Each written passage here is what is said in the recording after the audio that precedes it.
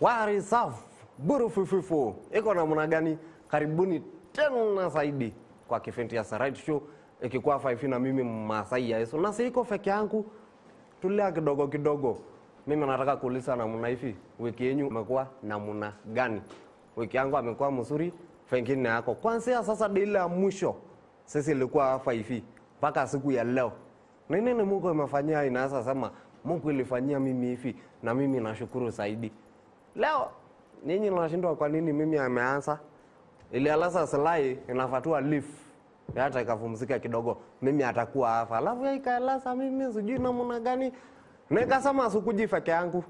Sasa inakuja na mtu mwingine.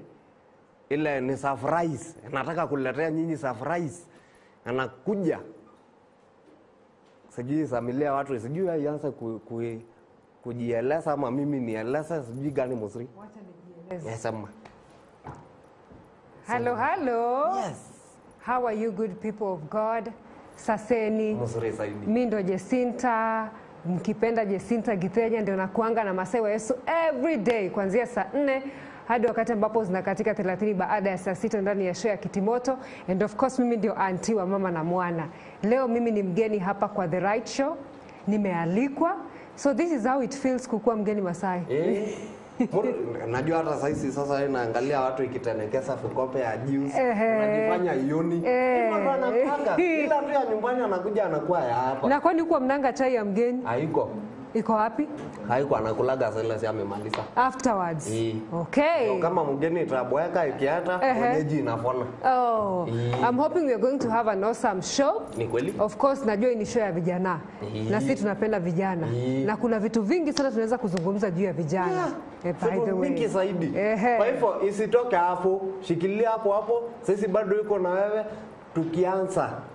Saa hizi iko vitu mingi amekuwa akiendelea kwa Kenya. Yes. Vitu zingine mzuri, vitu zingine mbaya. Sisi ikianza na watoto kurudi kwa shule. Yeah. Sile walimu wasasi na wanafunzi ile ilifukuza principal. Yes. Sisi ikirudi kwa watoto ile ilikuwa imekosa school fees. Imekosa school fees. Lakini wakapata sponsors. Sikia. Yes. Alafu sasa sisi ikirudi ikizungumza kwa hizi Fate ya Nairobi kwa hizi BNB. Vitu ni mingi sisi itazungumzia hapa hivi ndani. Kwa hivyo wawe isitoke hapo. Shikilia hapo. Na Jacinta. Yes. Yuko kitu moja mimi alikuwa anaangalia. Na akaangalia akasema Mungu ni ya maajabu. Amefanya nini Mungu? Alikuwa anakaa hivi akajiuliza namna hivi. Yes. Kwa nini sisi na hela zako iko kwa space? Kwa space iko hizi tuko hapa ama tuko kwa space?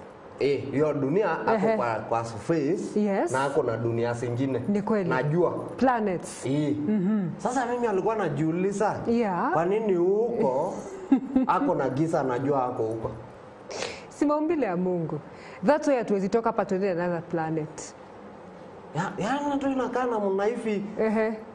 Kwa space sukuna najua. Najua hako kwa space pia.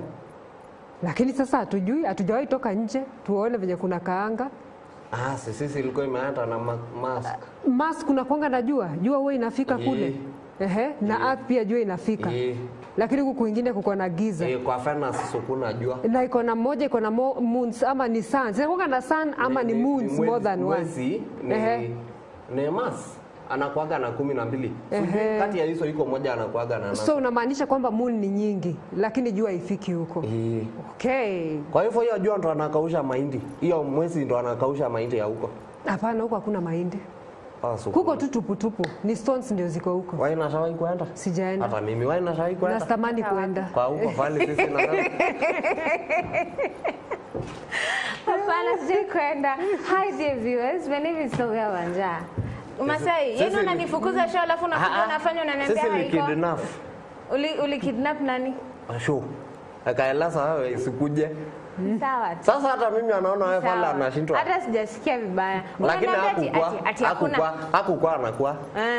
Alafu auko ni hapo wapi? Silisema ni leave. First of all ana kidnap aje show na tuko ndani ya show. Wacha hivyo. Wewe una kidnap show vipi na tuko ndani ya show? Sisi ni hivyo. Ili kidnap Zilai sikuje. Kwa nini na amefika aje kama ulimkidnap? Unajua nilipigia simu naambiwa aje. Uko wapi? Tunafanya tu sisi ni action. Tumengoja tu kusema action uko wapi? Kumbe Masai ameniambia ati leo tumeambiwa hakuna show. Aliingia peke yake. Au ndio alikuwa anapotosha watu? Wewe unapotosha watu. Wewe ndio unapotosha watu Masai wa Yesu. Unapotosha watu. Kivipi sasa? Washauri. Ni vipi? Sasa ona. Sasa hata ukumbuke nini. That's why tunasemanga Masai wa Yesu mtu akidanganya inakacha. Huwa anajishika na uongo wake. Sasa unaona uongo vile ni mbaya. Sasa unaona venye nilifanya. Unaona wewe danganyana. Kama ungedanganyana tungeanza show tukiwa sisi wote. But anyway we are here. Tutamaliza saa. Iko mzuri. Tutapatana nyuma ya familia hizi familia. Yes, ni leo mimi nimeanzisha. Sasa zungumza na hizi familia. Niambie kitu. Hi guys, how are you? I hope mmefurahi kwa hapa. I've really enjoyed to have you guys here. And I hope you've had a beautiful, lovely week. And now we are here to culminate it in style hapa ndani ya The Right Show. Remember, we're going to have the right topics for you, the right vibe for you, right here. Kwa hivyo don't touch that dial. Let's have an amazing, amazing time. Na leo, whatever I've prepared for you, kuna surprise. Hata wao hawajui, but kuna surprise. Kwa hivyo stick around to get to know Jacinta and Masai. Waja.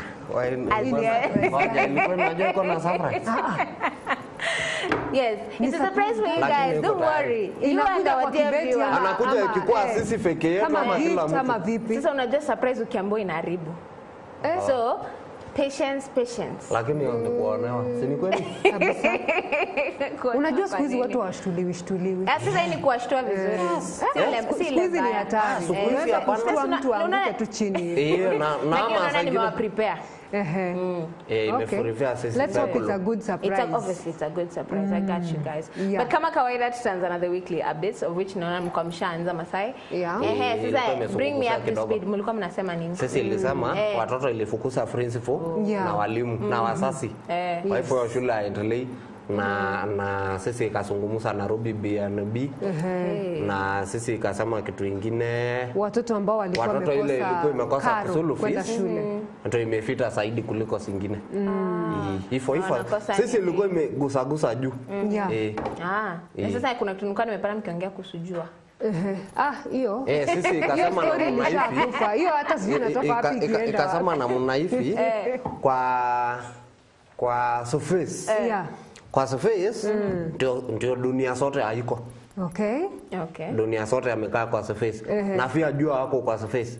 Na anasema kwa dunia surface jua ni kubwa kuliko nini? Hebu sikia. Jua ni kubwa kuliko hizi dunia zingine, si ni kweli? Lakini sasa huko kwa surface iko na giza. Na hako mwezi yako huko. Sata iko. Jua iko. Sile atake inatembea usiku kwa nini yako na giza? Inaitwa one of the beautiful wonders of God. Ama kipana ama fali iko na space ni giza inajaza. Unajua inaanza kwa. Ni Mungu aliona inafaa. Sasa tuko kwa space. Lakini sisi iko ndani.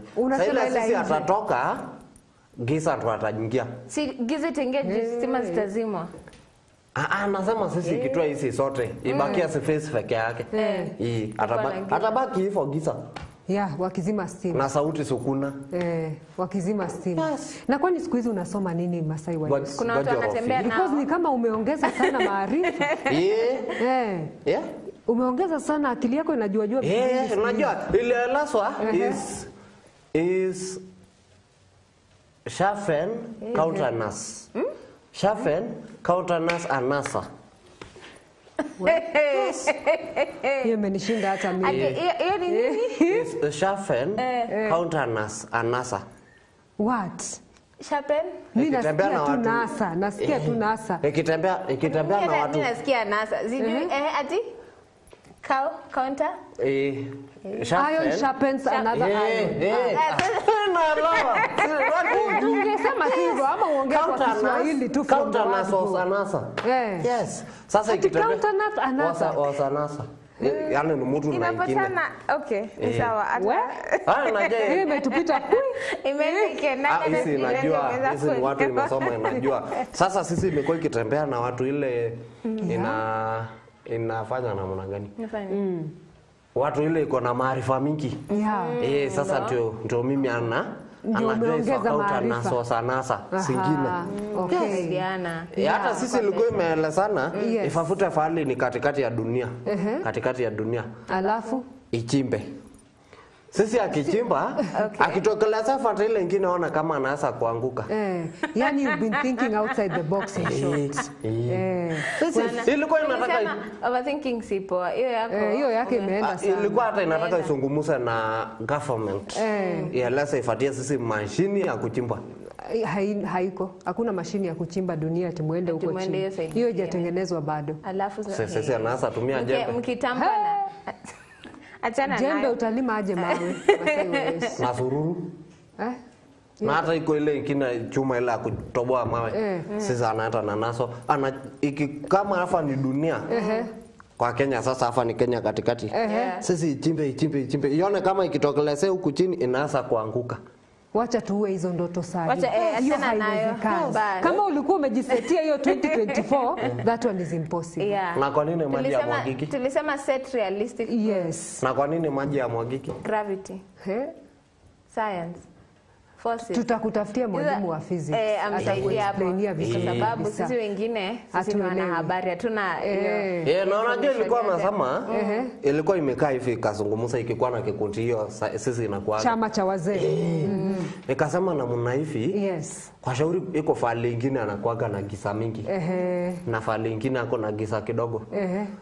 Sisi kama serikali ya Kenya sisi chukua mwezi ya Kenya ile moon ifelekwa kwa parliament katakata kila mtu afatue mwezi yake akwa kitembea na nayo msiku kila mtu yake hatutaweza kusurvive kwa condition kama hiyo. Kila kitu kimewekwa in place na Mungu because of a reason. Alafu sasa hiyo moon ni moja duniani. Sasa wewe hiyo ni ya Kenya moon na that one is impossible.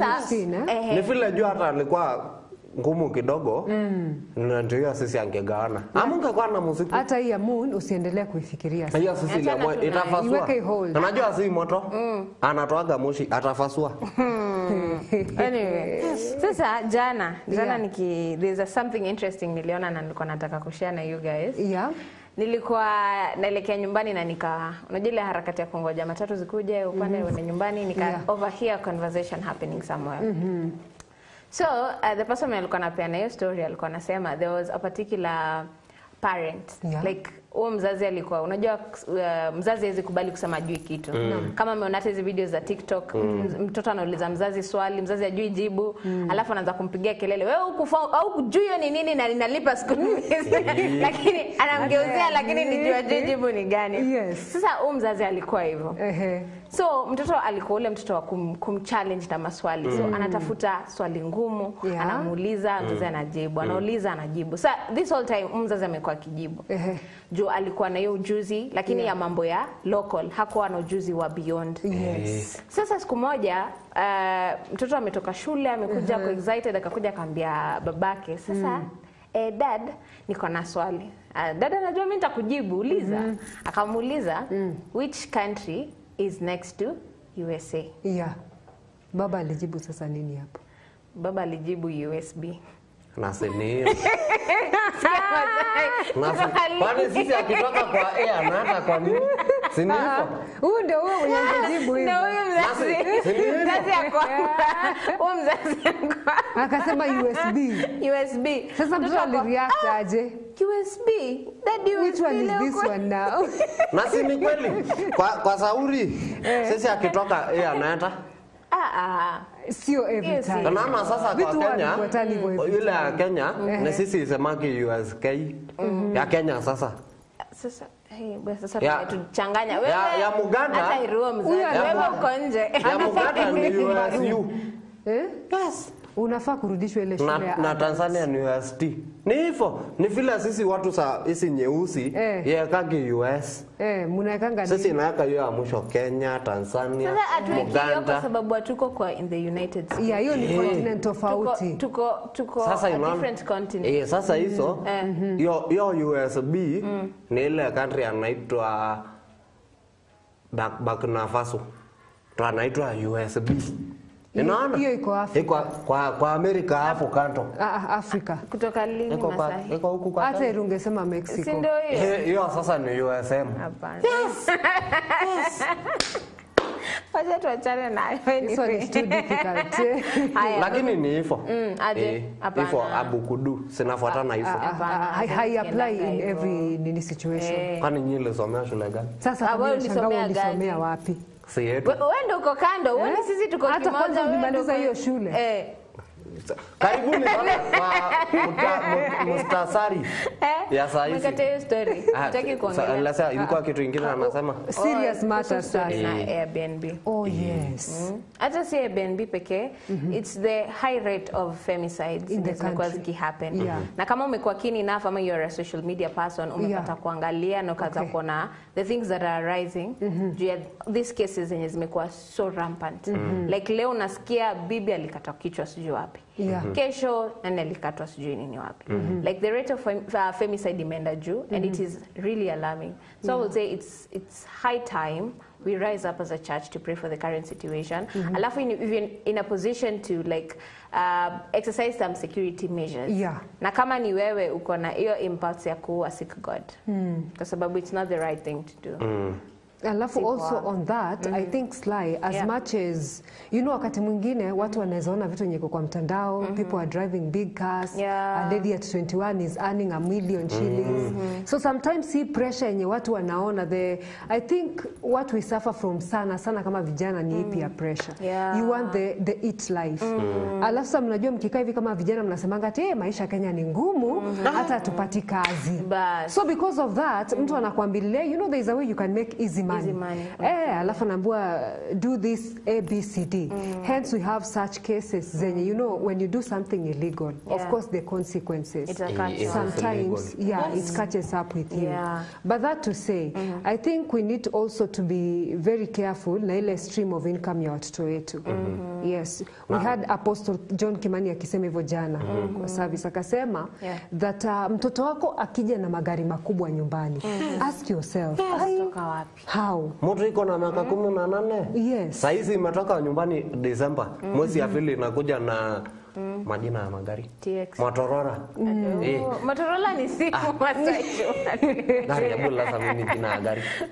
TX. TX. Miezi mbili imekuja na TX kwani yeye ndio inajua. Yes. Kwani ndio inajua file sasa alipotelea. Mashauri fisi zingine inaenda kufafuta na ipati. Because yeye imeata imefuata. Yes. And also shopping yanakuletea probably even jeans ambavyo mtoto anavaa hata muonekano wake. Because as a parent God has given you that discernment. You always know hapa sio sawa. Kuna wakati tulikuwa na case kama hii kwa show Masai. Kwa kitimoto. Sisi anasungumzia sana hii. Na tena kuna kijana sasa mtoto wa kiume mwenye alimletea mzazi wake gari kubwa sana. Na huyu jamaa alikuwa ameenda the normal hustle at office work for only 2 years. Mamake akasema isikubali. Until you tell me ulitoa wapi? Imetoka wapi? Akakataa na akamwambia kama umejiingiza kwa any funny business ukubaki na uko. Yes, I did not raise you like that. Please style up. Yes. Na hiyo analeta sisi kwa hiyo story za BNB. Wewe kama ni kijana na anaanza maisha, toka na kesho kwenyu. Yesu usiwa kwa duka. Ati? Yesu. Ati nini hiyo umesema? What is this that you're saying again? Unatuchanganya kwa sababu nilikuwa fikiria ni mawaidha lakini direction tunachukua ni kama mawaidha. No, we are we've gone there. Nasema na hivi. Kama sasa inaona Jafes inaanza maisha haina vyombo. Yes Yesu usua kisu. Sasa watu usi mwanaume kisu. Because inaanza hata kununua kabla ifatue hivi muskari iko na wewe hapo. Hiyo mtu ya duka imefika simu kasema iko mtu Jafes imekuja kununua kisu. Anakamatwa. Kwa hivyo kama ni kijana fulana na inatoka nyumbani inaanza maisha. toka na kisu nyumbani. And you know, hizi situations kuna zingine unaweza sema like probably someone was lured into such a situation, ingine ni from a close loved one. Like hizi situations are so different. There's a certain scenario I had of yesterday. It hasn't, it may happen to huku within and haijaka sana. Like a certain, I won't mention where, but huyu msee alikuwa ametokea job, alafu alikuwa anaelekea home. Na like alikuwa na ile routine, akitokea kazi, kuna place alikuwa anachukua mahindi, anachukua pikipiki, anapelekwa nyumbani. Like it was a normal routine na kila mtu alikuwa anajua ndio routine yake. Kutoka kazi atanunua mahindi, nduthi, home. So on this particular day, routine haikubadilika. Alitoka kazini, akanunua mahindi, akachukua nduthi, akaenda home. So watu walikuwa nasema like kwenye alikuwa nafaa kudropiwa na mtu wa nduthi, it didn't even finish 1 minute, alipatikana dead. So ni kama kuna watu wamekuwa wakimfuata. Sasa watu okay, it is a very complicated situation. Juu wanasema mwenye anaelewa routine yake vizuri ni this nduthi guy because it's the same guy over and over again. So either ako involved ama probably some other people walikuwa wameshika hiyo routine, but no one knows completely mbona aliuliwa. But people know sasa hizi with the current situation, people think probably it's something romantically related, like kitu mapenzi labda a jealous ex and kitu kama hiyo. But no one really knows what happened to that lady. Lakini kitu kingine aseme na mnaifi vitu mingi kwanza saisi kuanzia hizi mambo ya FIFA yameongezeka sana hii mwezi ya Januari. Si ni kweli? Ni mingi sana. Vitu zingine sisi acha kuwekelea mapenzi. Zingine inaweza kuwa ni kutolewa sacrifice. Inaweza kuwa ni sabibu. Watu inaweza kuwa ni hizo. Kwa shauri anaangalia. Nataka kusema wasichana yote ya campus yote sisemi fendi pesa, lakini yote inaweza kuwa inafenda ya mwaka moja inafenda pesa. Si inaangalia kama vile unaangalia kama rafiki yangu ama msichana mwaka rika yangu inafanywa hivyo. Kwa hivyo ile kitu mimi alikuwa anafanya anaacha. Na watu inaanza kujichunga. Lakini inakuta ni kitu anaendelea na ni wasichana ya mwaka ya rika moja. Wenye wanasaka mtu. Si ilikuwa inasikia mpaka singine inatoka nchi za nje inakuja kwa Kenya. Na ilikuwa inasikiliza mudada ingine kwa YouTube. Ilikuwa inasema ni kavara anatolewa. Ilikuwa nchi nyingine ya nje. Wanaume huko ilikuwa inakuja kufafuta wasichana ya Kenya katoe kafara. So it's an ongoing thing. Ni kitu ambacho kinaendelea. Nata there's a couple of publications niliona zimetolewa concerning, it was like a police alert. Ilitolewa in a couple of areas, sana sana in Nairobi, wakiwarn watu against like 2 very notorious ritualists who have murdered about 70 ladies. Like I think walifuatilia wakaona kuna a pattern to the murders, like when it was zina happen nini, so walitry kuzishikanisha. And there were like about approximately 70 murders that happened in the same way. And it is just, if you just think about the whole situation, it is very disturbing. Na iseme na mnaifi hizo vitu imesema route si mbaya. Si mbaya. Lakini masa ingine mimi naenda saga mtu ishi kama mwanajeshi ama askari. Ajui saa ile anatoka na saa ile anaingia. Ajui barabara ile itafita. Unajua mwanajeshi ikifita afante hii haitarudi na hapa, itabadilisha. Kama inaingia kwa nyumba saa 3, la itaingia saa 12. Kesho kama yeye inatokaga saa 3 asubuhi, kesho iende kwa kasi.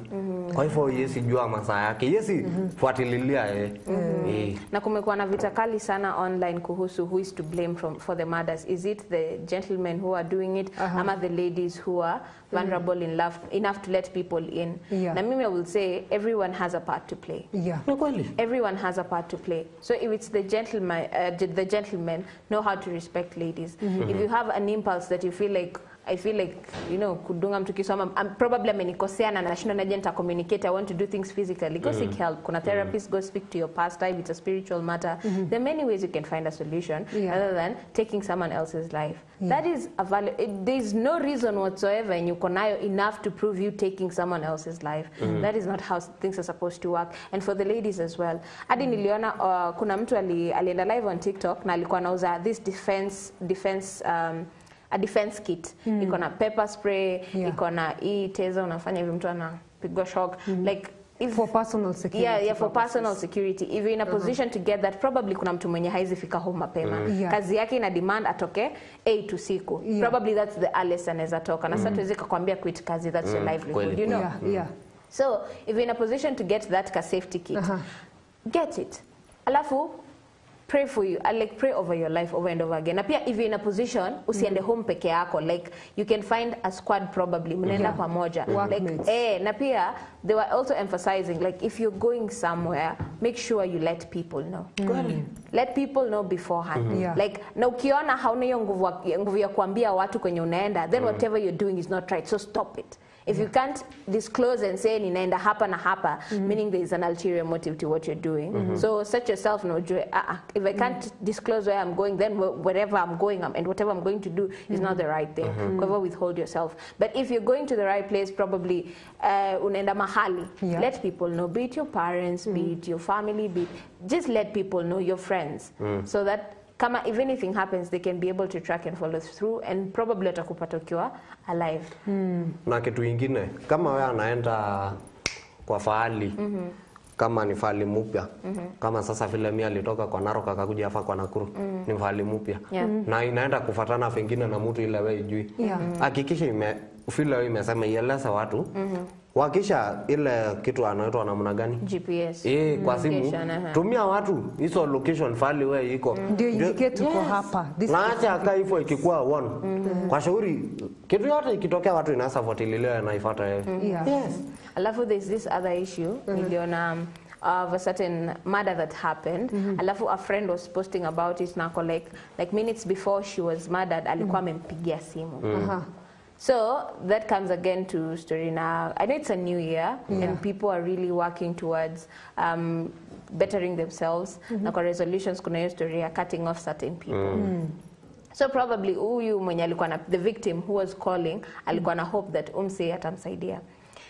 It's okay if you feel like probably this group of friends or this whatever are not working for you, but there's cutting off and there is I don't know how to call it. Like kama una cut off mtu ni ku reduce interaction, not completely icing out a person. Kwa sababu huyu victim ndio ifike point alicall this particular person. Na umse alisema aliangalia akaona sijisikii kumuongelesha akakata. Like hivyo tu. Probably angeshika simu, we will be saying a different story right now. Probably angepatikana before things happened the way they did. So like ukiona mtu reach out, shika tu simu. We all have our issues going on. Probably you're not in a position to like talk to this person. Lakini msikize tu. Brothers, you might be saving someone. You never know. Just sasa amebaki na guilt. Ana feel ni kama the friend sasa mwenye alibaki na ana feel ni kama play a part kwa mada ya beshte yake. And also I think on that note, unajua so many times huwa tunapata these strange calls, maybe you enter in a strange WhatsApp group, alafu nakwambia kuna place sisi huenda and we can make really easy money. So I think just to be safe, be very, very cautious with the kinds of new groups that you get yourself into. Because wanasemanga mtu mwenye anakulua, mtu mwenye anakuvuta, they'll appear like angels. You won't even know. You won't even see any mistake with them. So we mtu anakuambia hey, kuna places huwa tunaenda on Friday na by the way amevaa suti. And we work there. Unaambiwa maybe ni kazi ya only 3 hours. Then the next thing we hear, it's something very strange. It's a different story. So it's a high time we become very, very discerning of the new relationships that we allow in our lives. Because kuna mtu amekuja specifically to be that destiny destroyer. Huyo tu ni kama ametumwa hapa kukumaliza. So be very careful. That's why me growing up we were taught when you want to invite new people in your life, always pray about it because God is concerned about every little thing. So just pray about relationships ambazo uta make this year of 2024 na waambie God. By the way, ambia God if this person is not okay for me, cut them off. Wacha tu watu. Allow God akue na ile ya kukata. Hata si lazima bedhe you ice them out. Watajitoa tu. Na kitu kingine ya lesson ina Aya Masai kwanza before tuingie hapo wacha tuende mapumziko kidogo. Lakini tunarudi na tuendelee na story. Shikilia tu usijaribu kuisahau, don't try forget. Hata basi mimi nisema hii. Guys, we are coming back in a few. Usimsahau kutuma mjumbe fupi kwa Facebook, kwa WhatsApp ni 0721 105 na pia fante ya sims ile kidogo ni 238104 na pia fante ya sims ile ukweli. Yes.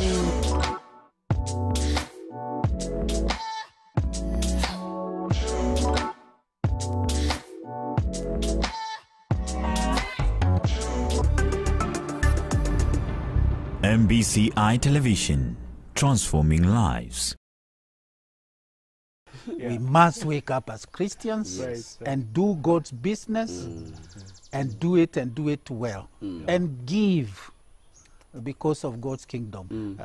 However, maybe there are those who would also argue there is room for creativity. Raffling is betting. It is a game of chance. And in the Bible tells us Christians will live by faith.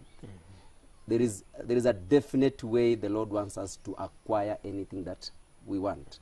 And when you see Jesus driving these people out of the temple, that one should send a very clear message that hii mahali si ya kuchezewa na jambo lingine. Hii ni mahali tu ya kumwabudia Mungu and nothing but worshiping God. Nakuru, a city brimming with opportunities, is set to witness a remarkable transformation. Vision Africa Circle Limited is proud to present Vision Africa Plaza, an iconic landmark that will redefine the city's skyline. The magnificent commercial complex will not only elevate Nakuru's business landscape, but also offer an exceptional investment opportunity for visionary individuals. Vision Africa Circle Limited invites you to become a shareholder of Vision Africa Plaza and reap the rewards of a thriving investment. With 3 attractive share packages: gold at 100,000 Kenya shillings, silver at 50,000 Kenya shillings, and bronze at 10,000 Kenya shillings. Enjoy a guaranteed 15% return on your investment, ensuring your money works for you and generates substantial returns. Investing in Vision Africa Plaza is more than just a financial decision. It's an opportunity to be a part of Nakuru's growth and contribute to the city's future. Seize this extraordinary opportunity today. Contact Vision Africa Circle Limited and become a shareholder of Vision Africa Plaza. Vision Africa Circle Limited, pamoja tuashinda.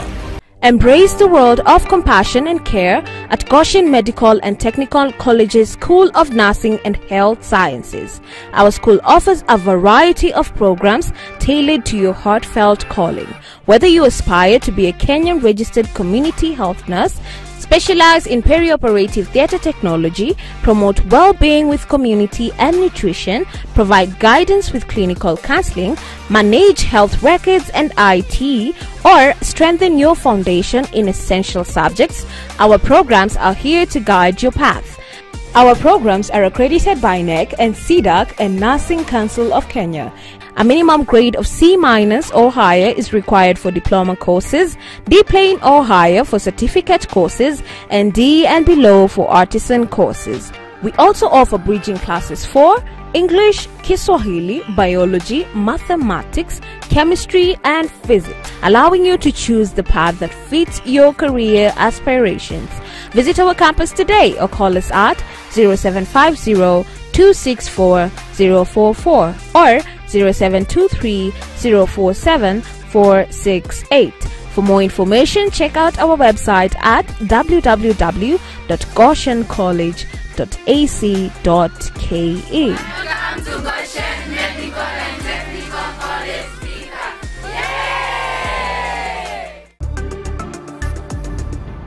MBCI Television, transforming lives.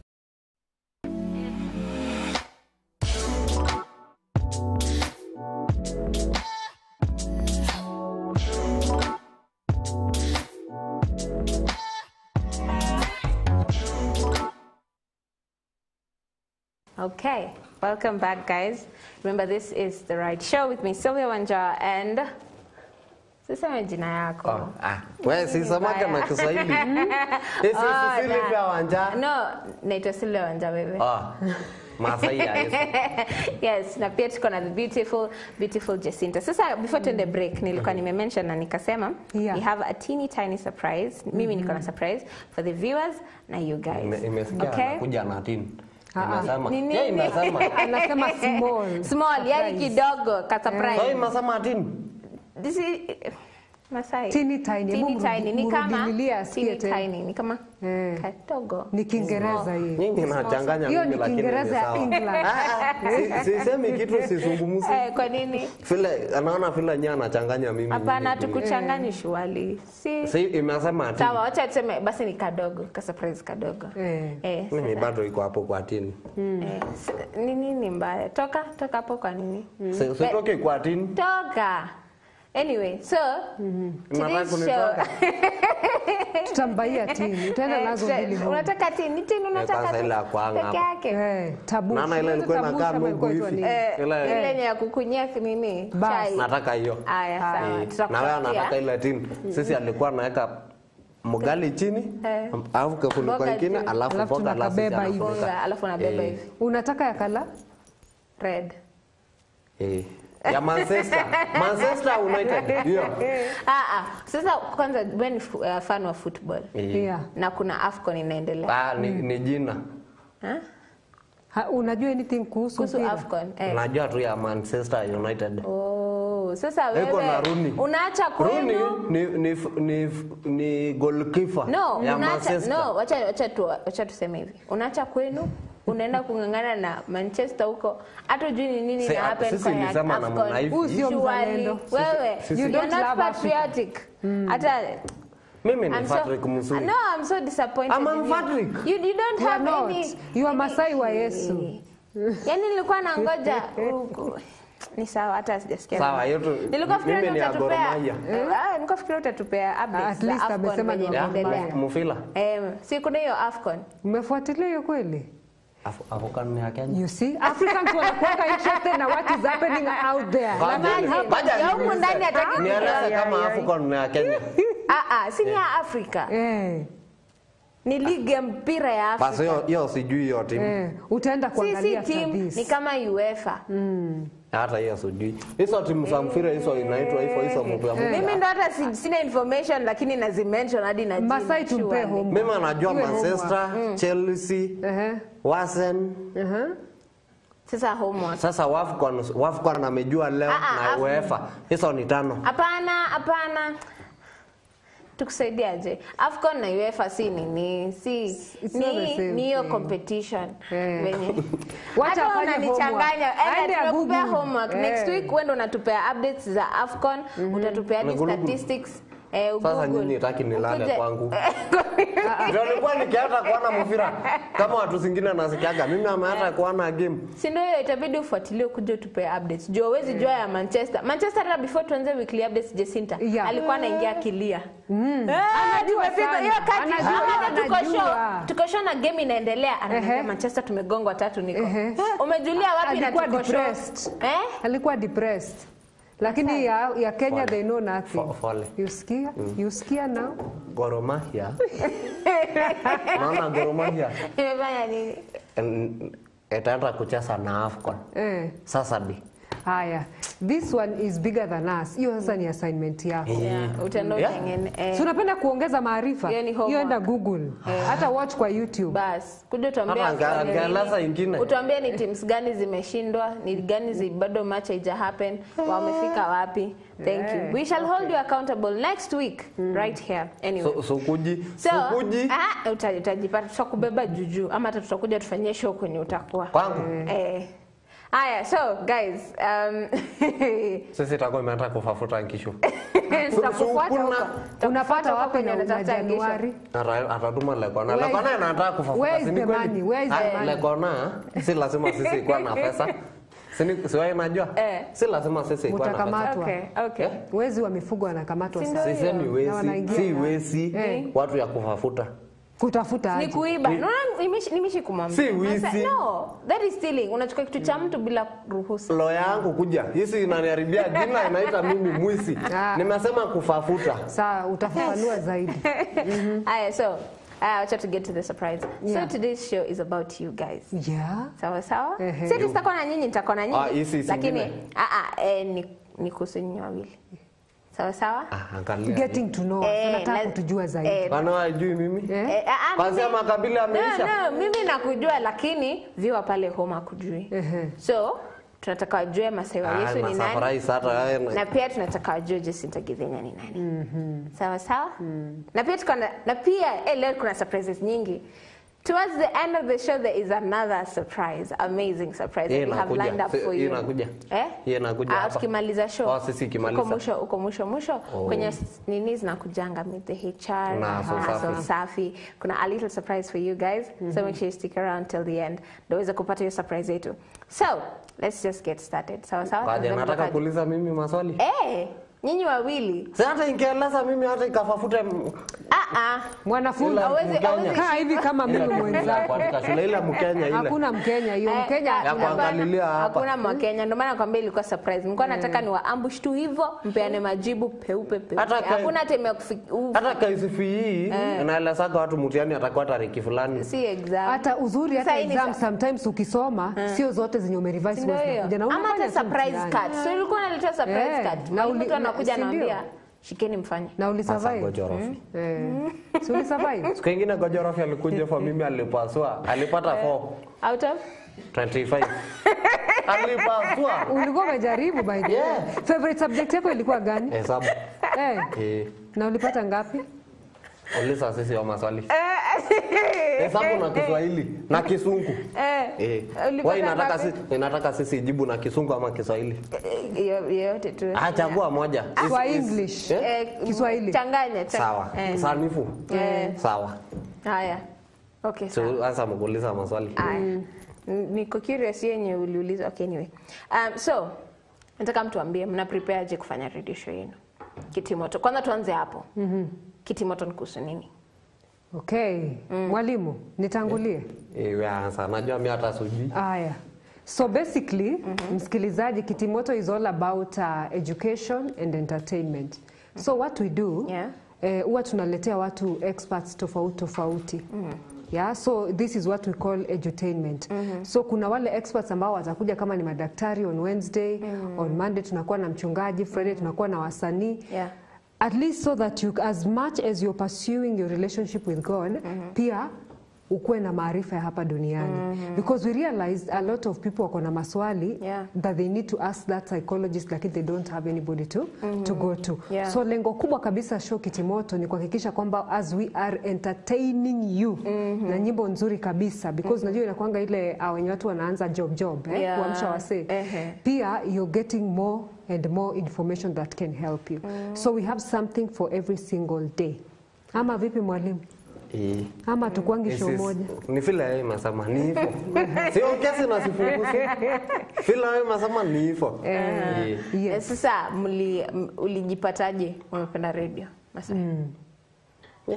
Sali. Ulikuwa unataka kwa radio all your life ama uliendaje? Alikuja mimi akikuwa mkubwa. Nini? Masai. Si ni kweli? Lakini mimi ni mtu ya stima. Anasoma kutengeneza stima. Ndo alisoma. Kukuja kwa radio alikuja Saila, mimi alikuwa polisi. Ulikuwa polisi. Ulikuwa di polisi. Ila msiku ya kuchunga msiku. Ilikuwa security office. Yes. Ilikuwa ilikuwa pale kwa Westgate Gate. Sasa siku moja nikikuwa tuko kwa fita kufita huko kwa kichaka mimi akasema Mungu anasikia majibu na Mungu anasikia si majibu, maombi. Mungu inasikia maombi na ile kitu wewe inaomba. Yes. Sasa mimi ikikuwa pale ikizungumza ikajifuata mimi anazungumza peke yangu alafu anacheka. Nikajieleza siku moja mimi naweza taka kukua kwa radio. Na sio maneno aliisha. Na hiyo usiku mimi aliamuka asubuhi, shughuli akaendelea kawaida. Baada ya miezi kama 5 hivi ama 6. Ndio sasa akakuja hapa. Aya. Hivyo tu. Hivyo. Enyewe if you pray for something, God usikia. Mungu anajibu na kumanifest vitu. Like unaona kama ukisema vitu negatives zinakujanga kuhappen, unajiuliza ni nini mbaya, what did I do wrong? Lakini wewe ndio uli speak negative things into your life. But the moment you speak positive things into your life, hizo tu positive. Sisi inaelezagwa hata Apostle inaelezaga. Maneno haiko na nguvu sana. Na maneno ajuagi joke. Ati ile joke. Maneno anajuaga kila kitu amesemwa lazima atimie. Ndio maana hata Mungu kwa Biblia anasema Mungu hizo vitu zingine iliumba kwa kutaja. Ulisema mlima atokeleze. Na hata kwa mwanadamu ikiumbwa ingaje iliumbwa na mkono, lakini bado ilizungumza. Ilisema cha sisi itengeneze kiumbe ile anafanana na sisi. Na ndio maana mara mingi wanasikia sisi akielezwa sisi ndio Mungu ama miungu ya hapa kwa dunia. Sisi tulipewa dominion. Mungu inatawala kila fahali mpaka dunia, lakini sisi ni hapa kwa dunia. And also a prophet over your own destiny. Ila kitu inajizungumzia, ila kitu inasema kwa maisha yako ni hivyo. Ni anakuwa. Ni kweli. Sasa wewe ikisema ati ni mchezo hapo inaanza kueleza na tunaonaga kama kwa hizo watu inafanya michezo ya kuigiza ya watu za kanisa, watu wa Kristo. Ikimaliza lazima iombe. Kama wewe ilikuwa inacheza hiyo mchezo kama mlevi, kama mwizi, lazima sasa itaomba itoa hiyo. Wewe ibaki ikiwa peke yako. Okay. Na Jacinta, how was it for you? Ulijipata vipi radio? Where did it start? My mother spoke it when I was in primary school. Oh wow. Yes. Alisema huyu ni radio presenter mwenyewe. Mamangu alikuwa ananiambia, mamangu anapenda radio sana. Anakuwa na radio. My mother anaekanga radio akienda kulala, radio akifua nguo, radio akienda hata kwa barabara. So unajua siku hizi kuna hizi tululu. Katululu, the too small whatever, zile phone. Anaeka earphone, anaenda nayo. So kijokingly tu wakati ambapo nilikuwa nakwenda, especially like I remember I was in class 5. Alikuwa anasema because nilikuwa namuuliza, watu wanaongeanga ndani, wanakuanga wapi? Alafu unajua sasa mimi ndio first born. So you do a lot of things with your mother. Tungeenda kazini pamoja, tunarudi nyumbani, tuko jikoni na yeye. Na akasema wewe utakuwa radio presenter. Wow. Na alikuwa naisemanga tu. Little did she know kwamba ingekuja ku happen. Ikakuja ikatimia. Wow. So and also mimi ni mtu napenda kuongea na watu sana. So wakati ambapo nilienda chuo kikuu it was automatic. Nikachukua journalism and communication. Just like that. You know God akiwa amekupangia vitu kuna venye lazima itatimia. Because around nikiwa nimaliza form 4 nilikuwa nataka kukuwa wakili. So it was lawyer ama hii communication. So mambo ya wakili haiku make. So si nikaenda the second option. Sasa communication. Nikiwa kule shuleni one time napeleka friend library. Because nilikuwa nataka nionekane hata mimi nasoma. Si ati nakuanga tu nimeshangaa. Si ati umekaa tu nilikuwa na rafiki moja alikuwa anapenda kusoma sana. Na mwingine akaniambia we were 3 of us. This other one alikuwa anapenda kwenda kwa radio station ya shule. So mimi ndio nionekana hata mimi I'm doing something. Either napeleka au library na mimi napenda library Masaya najua. Lakini hii radio I was very interested kujua nini msichana wewe nampeleka huko. Na pia alikuwa ananiambia ati mimi huwa nasoma news za Kiswahili na Kiswahili. Nitawezana. Kiswahili. Kutoka lini? Will I be able to? Yes, and me I accompanied her. Kufika that day yakaenda hiyo route ya kusoma news. Mimi nikapata kama nimekaa hivi tu. And the radio manager akaniambia hakuna mtu kwa show yenye inaendelea, hakuna mtu. Akaniambia are you the girl that you were expecting? Mimi nikasema yes because ni mtu wako. Nilikuwa nimeambiwa mtu anakuanga mkali sana. So lazima tu yes. Akaniambia ingia ndani. Mimi nikaingia, kulikuwa watu 4 na sasa nikakuwa the 5th one. Alafu akasema they are talking about mental health. Mimi napenda sana medical things. I study a lot on issues za health. So wakati tuliingia, mimi niliflow tu. Ukaenda tu na. Yes, sasa ikakuwa my first show kwa radio ya shule. And I just went with it. And this person when nilitoka, wakati nilitoka nje, he told me, have you ever thought about a career in radio? I was like, yes sir. Never. Sikuwa nimefikiria. Akaniambia pursue it. Wakati ambapo nilienda attachment, the master or the radio manager wa that radio akaniambia, have you ever thought of radio? Sasa it came like the third time. Kamwambia yes. Because mimi nilikuwa naogopa wakubwa sana. Unajua kubwa unasema tu yes. Kasema yes. Akaniambia please think about it. Even my friends kafika place waambia ati you have the sauti for radio, think about it. Kumbe God alikuwa anajua, you know, when little signs of aligning you to what he's destined you for. So just like that, but me who acknowledge sana my mother, it's like wanasemanga when you are a praying mom. My mom is a very praying mother. You know that kuna venye God huanza kuweka hiyo deposit ya watoto wako wanafaa kuwa nani. Because surprisingly, sisi wote, whatever she spoke, we became. Wow. Na sasa babangu naye akaanza kupush. Anasema umesema huyu atakuwa hivyo. Hivyo. By the grace of God, I have very praying. My parents are intercessors. So they birthed this spiritually, also physically, ikaumbika. Yeah. But everything that happens physically is manipulated from the spiritual. Na hiyo ndio inaeleza wasasi na mnaifi. Wewe msasi unataka mtoto wako ng'ombe, itazidi kukua ng'ombe.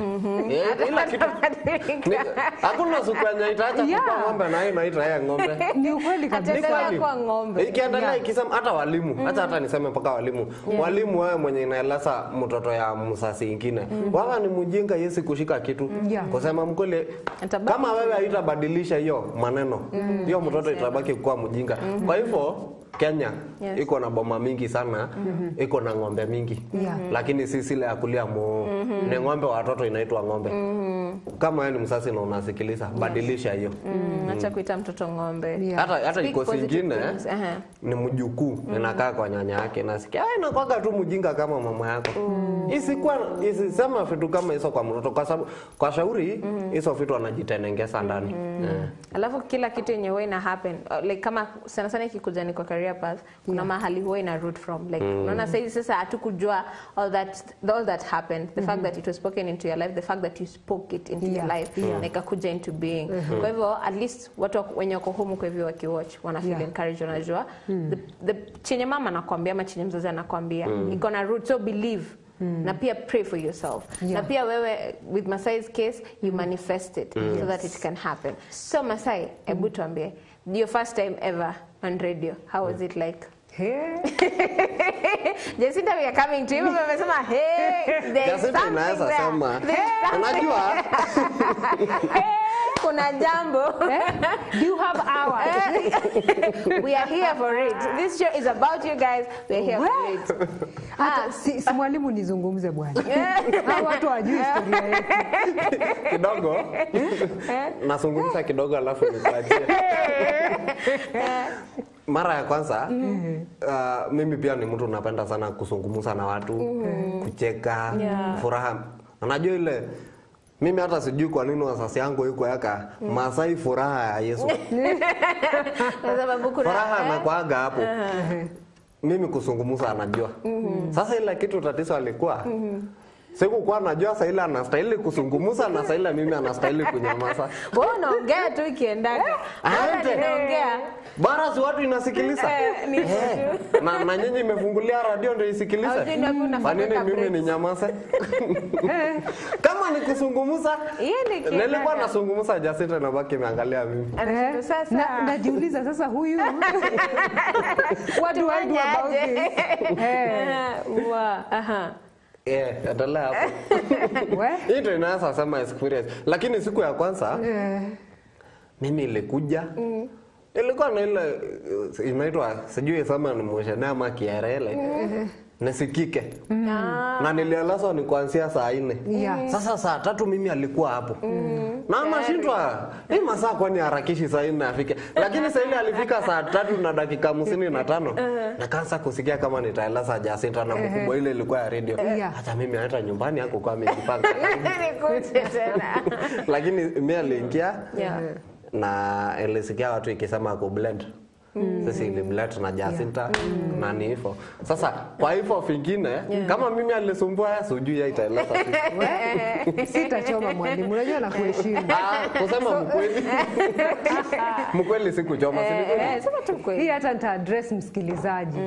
Do you know kuna wakati Mungu anakuweka kwa darasa. Because mimi na Masai wa Yesu tuko very different personalities by the way. Na we managed to blend. Wow. Siku ya kwanza mimi hata siku nimeambiwa kuna Masai anakuja. Tuliambiwa tu see the radio manager back then. Tulikuja, it was on an afternoon, I will never forget. Nikaambiwa Jacinta, hapa kuna mjamaa anaitwa Masai. Nataka mfanye some bit of a training. So si tunaongea hivyo ni kama tuna act as if tuko kwa radio. You see? Sasa ikakuwa hivyo, tukafanya hivyo pa. The next thing I know, anakuja kwa radio. Ona vile umesema alikuwa anaongea tu anaongea. Sasa mimi najaribu kujump in, mimi ndio host, najaribu kujump in. But it didn't take too long. Alirudi back on track. Lakini sasa the issue was marrying the personalities. Mimi niko mtu tofauti, yeye ako mtu tofauti. Ona hivi venye anakaa? Huyu jamaa anaweza kunyamaza. I thought ladies we are the ones who can really keep quiet. Masai can keep quiet. Masai wewe hapana watu wa right show tuambiani kweli. Hatujaona that side of Masai. Sasa slide acha nikueleze. Si iko extrovert na extrovert. Yes. Sasa mimi nakuanga kwa sote mbili. Ambivert. Unajua tulikuwa na hiyo conversation hapa. Na nikakwambia Masai wewe ni extrovert. Na hiyo story tunaeleza mimi ni omnivorous. Nikaeleza hivyo. Niliambia omnivorous lakini nikakwambia sio omnivorous, ambivert. Lakini sasa nilikwambia. Sasa wewe si ni extrovert. Sisi kama right show tunakujua kama extrovert. So ukituambia kuhusu we do not ukitaka kujua mimi naweza nyamaza sijui kwa nini lakini naona sijui nini mimi aliulizana na Saturday lakini si kitu mbaya mimi najipataga mara mingi Saturday mingi mimi nakwaga ni nyamaza mtu hajakosea mimi sijakosoa na mtu jana usiku mimi amekuwa mzuri afya yangu iko mzuri lakini Saturday akifika hivi mimi anasikiaga kunyamaza alafu sasa kuja furahi day. Alafu uingie Saturday. Mimi nasemaga na hivi. Sasa ila nyinyi anasema ati ni Monday tena. Mimi hata nafurahiaga Monday zaidi kuliko Saturday. Lakini kuanzia leo sisi imesema kuhusu kusungumzia. Kuanzia leo nitafenda Saturday. Bas, that's itakuwa hiyo ata manifest. So it was like that my dear. We had to kuna venye tu God alitusaidia hizo personalities zikakuja pamoja. Because mimi naweza kuwa very firm. Alafu Masai wa Yesu sasa you can imagine I'm firm na yeye inaweza fika mahali na nyamaza tu kabisa na kuwa tu serious.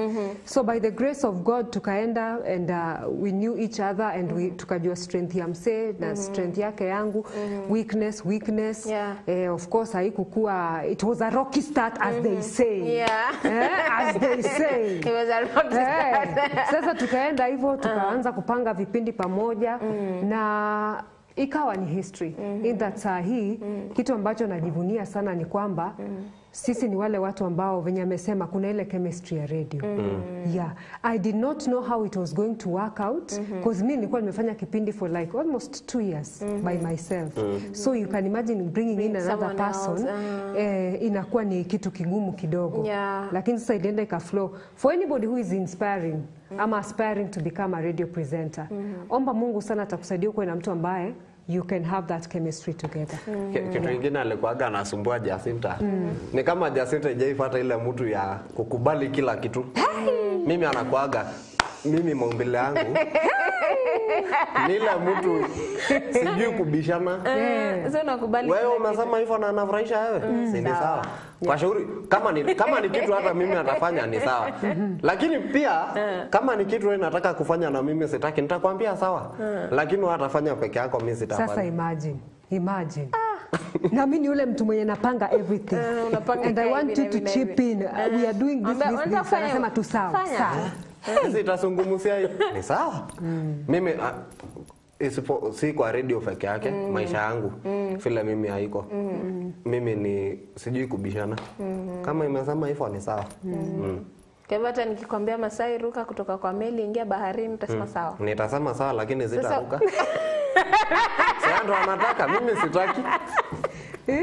Kwa nini niseme hapana sisi anza kubishana? Sinasema tu ni sawa. Unasema ni sawa lakini utafanya. Vile iko watu nasemaga namna hivi, learn to say no. Sasa mimi sangu anakuaga yes. Lakini sote. Lakini iko yes, ni no ako ndani. Iko yes singine ni no. Iko no ako ndani. Sasa mtu atajua yes ni gani na yes no ni gani? Yes ile wewe atajua ni yes. Ni ile nitasema ndio na nitafanya. Sasa ni mtu angoje result. Sasa lakini nikisema ndio ama nikubali kitu naangalia siku ya kwanza ya pili wewe siku ya tatu jua hiyo ilikuwa no. Hiyo ilikuwa no. Sasa it is up to you to fill in the gaps. Ujue sasa hapo hivi hiyo yes ilikuwa no, kwa hivyo nijipange. Haya, wacha tu break ice kidogo na swali moja hapa. Ya Jacinta si yangu. Sasa ni ya nyinyi wote wawili mtajibu. Sawa sawa? Kwa pamoja. Kila mtu kando kando. Sawa sawa? Sasa na wewe ni swali kwa kizungu. Sijui nitakufresiaje. Anyway, we shall find a way. Haya, if you're stranded on a deserted island na uko na items 3. Umeruhusiwa kuwa na items 3 peke yake na uko jangwani. Utabeba nini? Wacha tuanze na mimi. Uko jangwani peke yake. Acha tuanze na Masai. Tuanze na wewe. Umesema utaiba. Umesema utajibu yake. Sawa, hata nitasema weziba. Kuna ingine hata it is the ibering will not apply. Yeah, it apply, okay. Nitaanza na Biblia. Nifuate pillowcase. Alafu my favorite inaitwa nini, rapa. Hiyo nini, leso. Leso. Yes. Tueleze mbona utakuwa na hizo vitu 3. Because unajua sasa hapa kama niko stranded somewhere, Mwenyezi Mungu anasema the good book is my hope. So that one I'll carry it with me. Of course leso so that I can be comfortable. Alafu niweke pillow mahali. Then I will wait for my help there.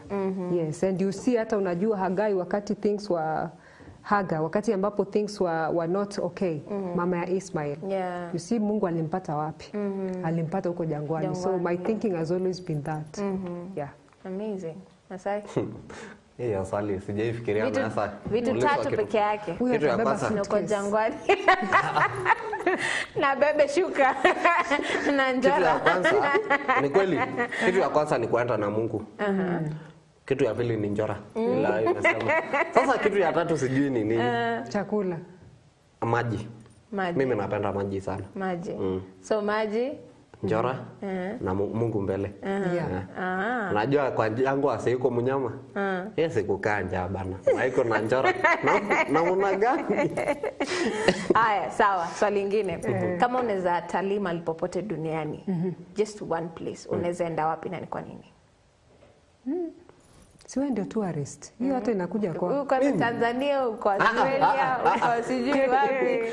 Tueleze. Fali mimi sijui hata kwa nini mimi anapenda lakini UK. Unataka kutalii UK. Specific kama tu UK. UK hata si kutalii, ni elasa hata nikajenge huko. Mimi sijui kwa nini nilipenda. Lakini napenda tu UK. Sijawahi kuenda. Ama ni juu ya accent wenye wanaongeaga. Hata sijaisikia watu sa UK. Sikia give me a bottle of water. Sinio, wanaongea British English. Give me a bottle of water. Sijaisikia. Mimi najua wasungu sote. Wasungu sote ni kisungu. Sila watu imekaa hivi, hizo ni ya China. Eza ikuwa Korea, ikuwa Japan, China sote ni China. Sila watu iko na nywele, iko ile nywele sisi alikuwa anasema nywele kama si. Ile soft. Hizo kila mtu iko na hiyo nywele ni muhindi. Hivyo tu ndio unajua na wewe. Hivyo ndio lugha. Ngumu sana. Kila paka watu ya Australia. Hizo ni mzungu kama ya Amerika. Juu wanaongea Kiingereza. But that's a misconception. A very big one. A lot of whites hawaongei English. Exactly. Mwalimu. Surprisingly. Yes. Okay. Hata you are better in English than most of them. Acha leo nikuweke nikupige jeki. Wacha nikwambie Jacinta, kiburi umekia Masai hivi ikikuja ni kizungu. Hapo ziko issue. Hatutakumuua tutatumia. Kwanza saa hizi sisi naanza na Kisungu. Saa hizi sisi nasungumza Kisungu. Uko better than most of them. Na iko lugha mimi alikuwa anapenda kujifunza. Lakini saa hizi sipete napenda ingine. Ilikuwa na ile homo safa. French. Na alijua kidogo. Lakini sasa ikitoka ikirudi kwa Narok nani na kusungumzia hivyo. Mama inaanza kukueleza na Kimasai na mnaifa. Ni hivyo. Ukasahau. Sasa ile mimi anataka kujua ni Kikuyu. Ni Kikuyu. Talisikia watu imesema tunaanza kukua national language ya dunia. Sasa nataka kushika. Bas, mapema ni mapema. Kama watu Samuranga, Feliz, be comfortable mimi anakuja. Kwenda comfortable. Yaani jitayarishe mimi anaenda.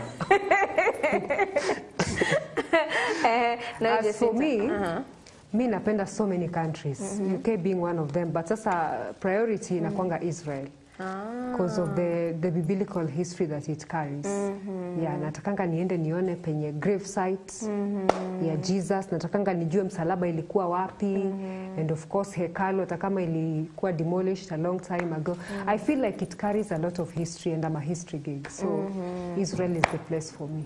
Nataka at least uende ujue ni nini ilikuwa ina happen hapa nini. Yes. Okay, so kama what is your most favorite childhood memory?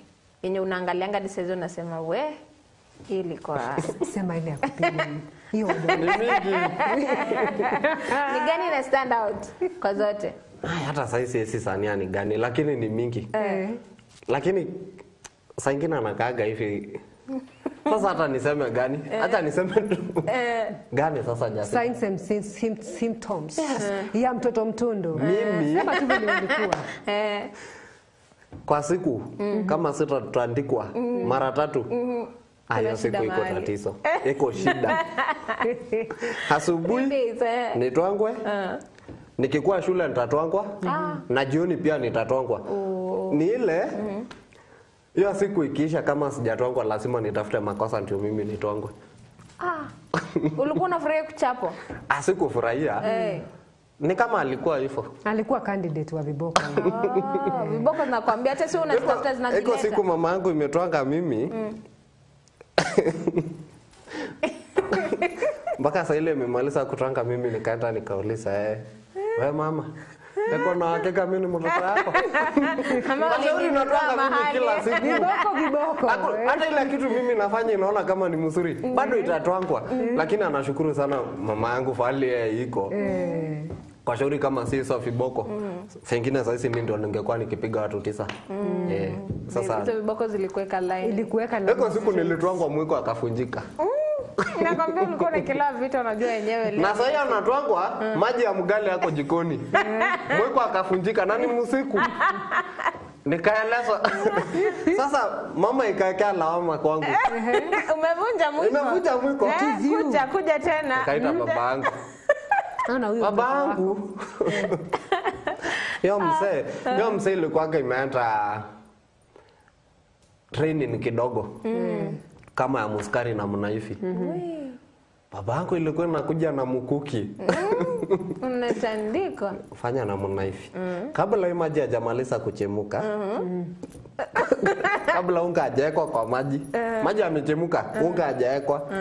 Sasa anataka mwiko ingine hapa ni kuchonga.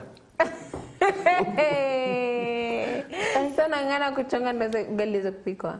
Hata iko siku mimi nilikuwa nimekaa hivi kajieleza tu. Baada nimemaliza kutwangwa. Nakula hapa sapa. Nilale. Lakini asubuhi mapema uende. Mimi naenda kutafuta watu zetu. Uhame. Kwa shauri. Hivyo sio yetu. Kama sasa nikiamuka bado nitatwangwa. Napita na kungoja. Lakini na feel kwamba wazazi unajua wakati inaitwa tough love. Hiyo wakati tukiwa wadogo tulikuwa tunaelewa. Wewe tu umesema saizi umegrow ndo unaona enyewe kama singepigwa vita ningekuwa napiga. Wewe ilikuwa inazungumzwa hivi na macho? Kwanza mmeenda mahali ufai kukula kwa wenyewe. Umeambiwa usikule. Alafu neighbor anakuambia nikuwekee kachai. Unaenda kusema unaona tu macho. Alafu ni ile macho tu narusha tu yuko. Ati kunywa tu kidogo. Ati si alafu mzazi anauliza, "Si anaweza kunywa tu kidogo?" Mzazi yako, unajua hata alikuwa ameshiba, lakini unataka kaka baba. Ukikumbuka vitu itakungoja uko nimeshiba. Hiyo wakati uko na kiwe hiyo chai lakini unajua ukikunywa. So kwingine na lakini hao ndio walitufunza imagine etiquette because it's so hard kwa sisi sasa hata tukikua kwenda kwa wenyewe uanze tu kukula.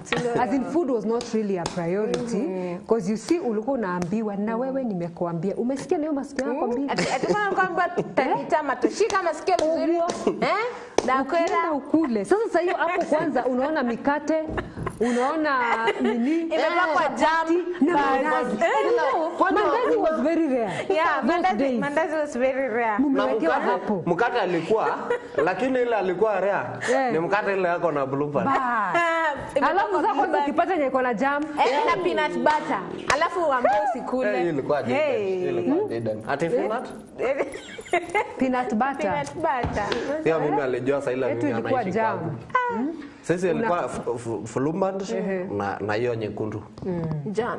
Eko siku nakumbuka mama na dada zangu ilikuwa imetoka nyumbani, tumebaki mimi, baba yangu na last born yetu. Sasa Saila si imeanza kulala. Mimi sijui nini alifanyika. Last born ikaanza kulia. Sijagusa Ujampiga kidogo. Baba ikauliza, "Nini? Ni Masai imeduka mimi na macho na blanketi."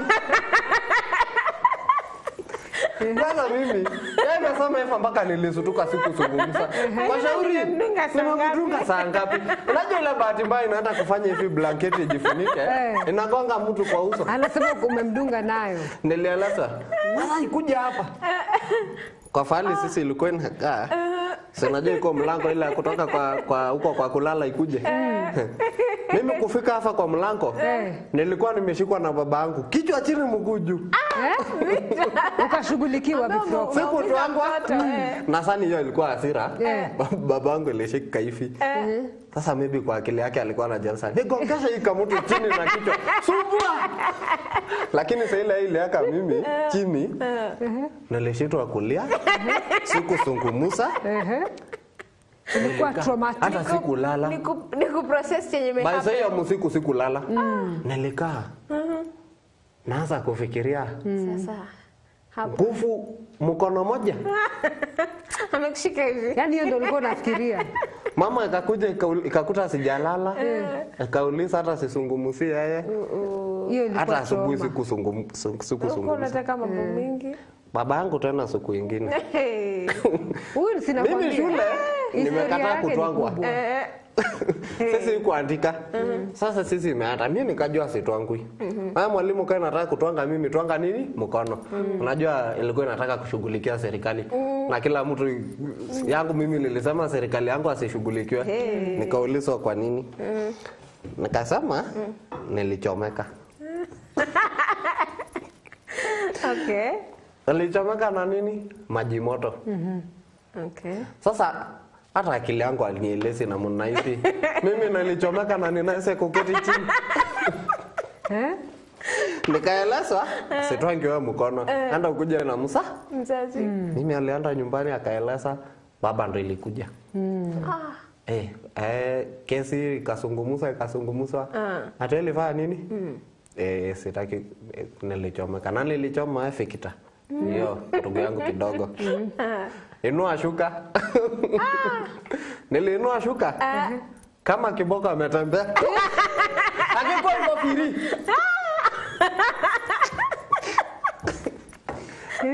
That's why you are well behaved. Unaona?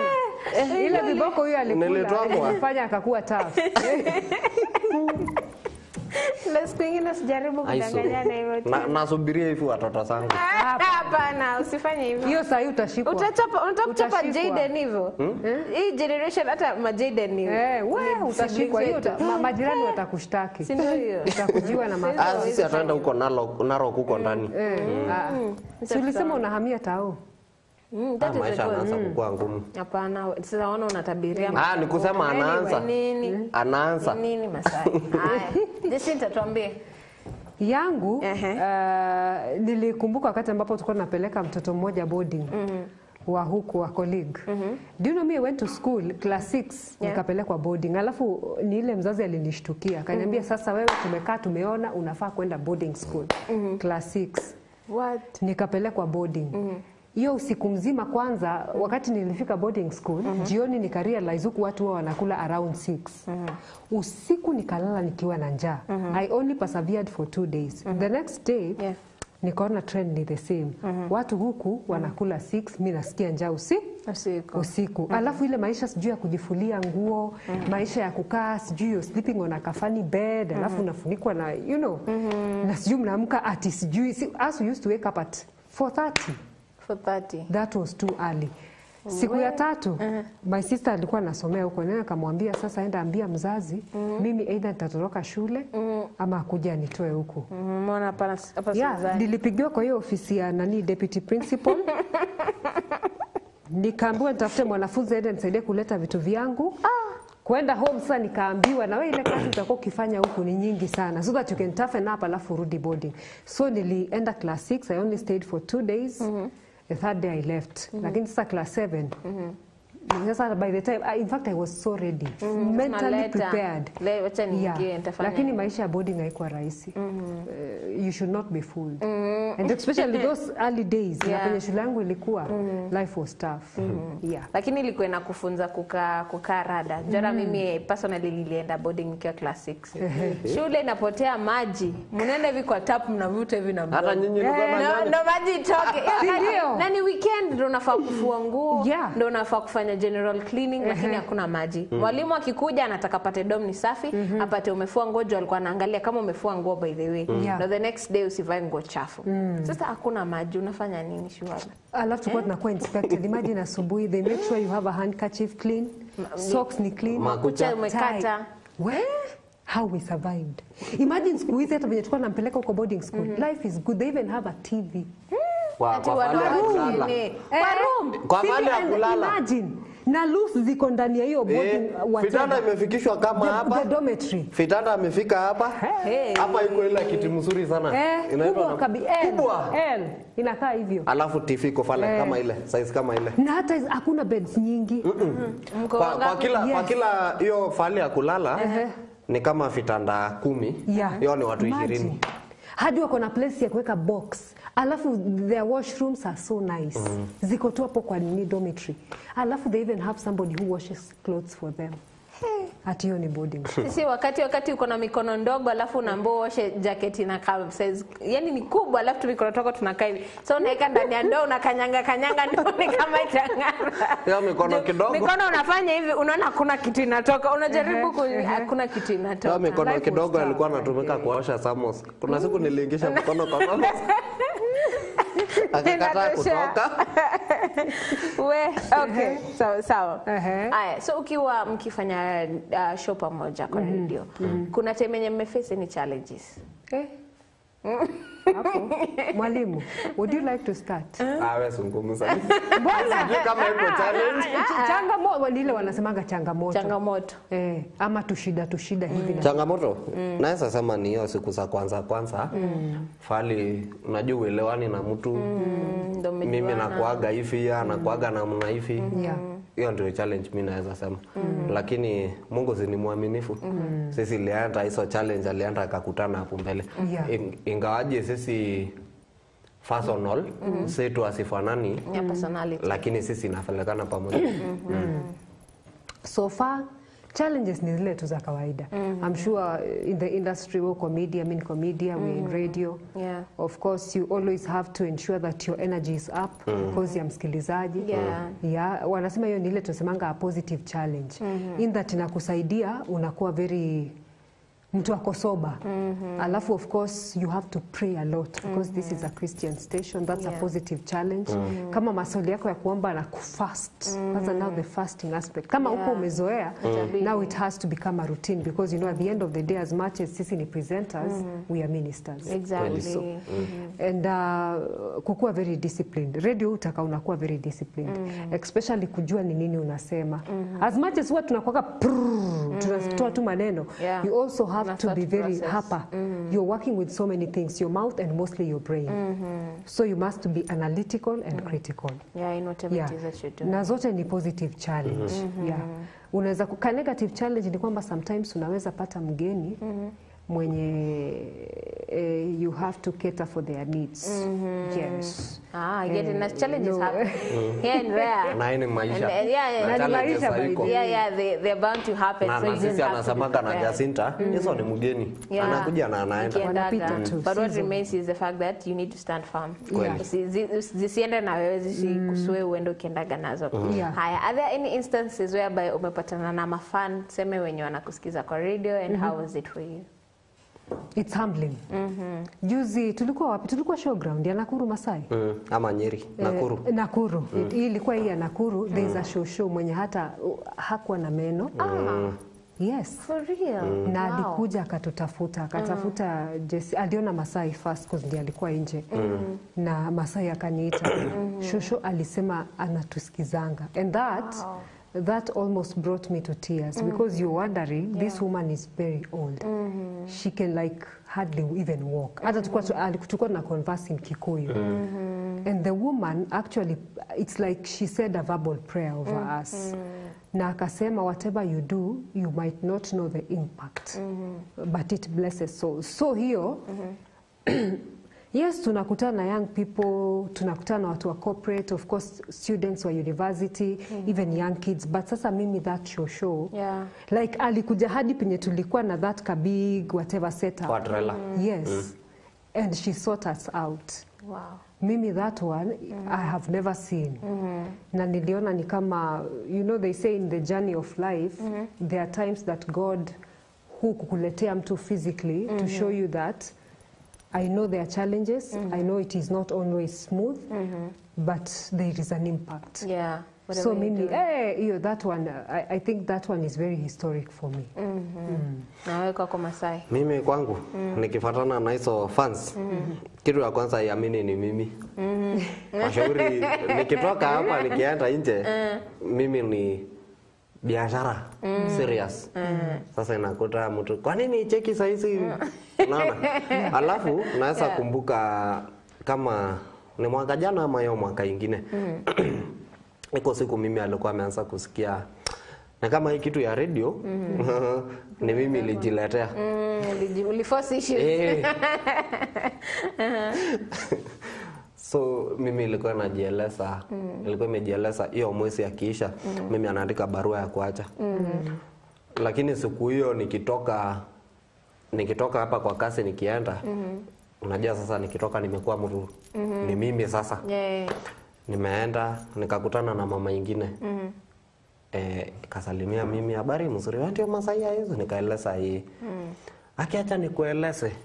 Inabariki sisi sana. Wow. Ikikuwa hapo. Naishikilia hapo. Mungu yongezewe nguvu ya kukaa hapo. Kwa shauri ni watu mingi sana inasikiliza wewe ikikuwa na mawazo mingi, stress. Lakini sile inasikiliza wewe inachangamsha watu. Mimi kakubali, lakini kwa moyo mimi najieleza. Hii mwezi ikifika, mimi anaenda. Sikuandika barua. Kufika nyumbani, kwa barabara bado. Nilifuatana na mtu mwingine sasa rafiki yangu. Akaeleza anaitaka mimi ndau. Anaitwa Ngure. Ngure ikaeleza mimi. Ndau acha nikueleze. Anana hapo fali Mungu iliaka ni sawa wewe ni fundi ya stima. Lakini kwa stima hakuna fali inachekesha watu, hakuna fali inahubiria watu. Lakini hapo fali Mungu iliaka wewe. Hapo isitoke. Kwa shauri watu mingi sana huku nje iko na depression. Na saa ile watu inasikiliza wewe, saa ile wewe inafanya watu inacheka. Mtu inasahau shida yake ilikuwa nazo. Lakini yeye nilieleza, lakini najua sasa Ngure mimi nasikia kama nimechoka. Najua ilieleza mimi na mnaje. Usitaki ya maneno yako. Wewe choka, fika nyumbani pumzika, kesho asubuhi amka irudi. Kasema sawa. Nikafika nyumbani, ndugu yangu kidogo ndio ilieleza mimi. Eleza mimi na Masai. Na unaona sijaeleza mtu yote kuhusu mimi kuacha. Na Masai. Iko mimi nilifuatana na watu wengine. Nikaanza kueleza mimi vile hizo mtu ijui wewe. Unajua mimi, lakini inaonaga ama inasikiliza ikalesa. Ilisema inatengenezeaga siku na kesho wewe itaje hizo mtu. Na siku hizo zingine kama hata kumbuka ilikuwa ikitaja hizo mtu. Moja inaitwa Tony Musungu, nyingine ilikuwa inaitwa Fita na Sam. Sasa hiyo usiku kulala ndio mimi naamka. Usiku nimeangalia mabati. Naanza kujiuliza hizi watu yote imezungumza kitu moja. Na ni watu ndugu yangu ijui rafiki yangu na ijui yo mama sisi lifatana naye na asijuani. Nikasema kama ni hivyo wewe Mungu itaki mimi atoke. Sasa wewe si mwanadamu naweza eleza alafu nitoke. Wewe ni Mungu. Acha nikae. Na mpaka sasa hivi mimi hako hapa nashukuru Mungu. Amazing. Hata siku nyingine nililetewa dragon fly. Dragon fruit. Nililetewa. Na kefi. Wow. That's amazing. Hey, we're getting to learn so much more about you. I hope mafansa Kitimoto wenye wamesikiza Jacinta na Masai, they're getting to understand more what they are about. Sasa niko na icebreaker question nyingine. Kama ungekula chakula moja for the rest of your life, ungekula chakula gani? Na ni kwa nini? Sema mbili. Moja. Sema mbili. Ni moja.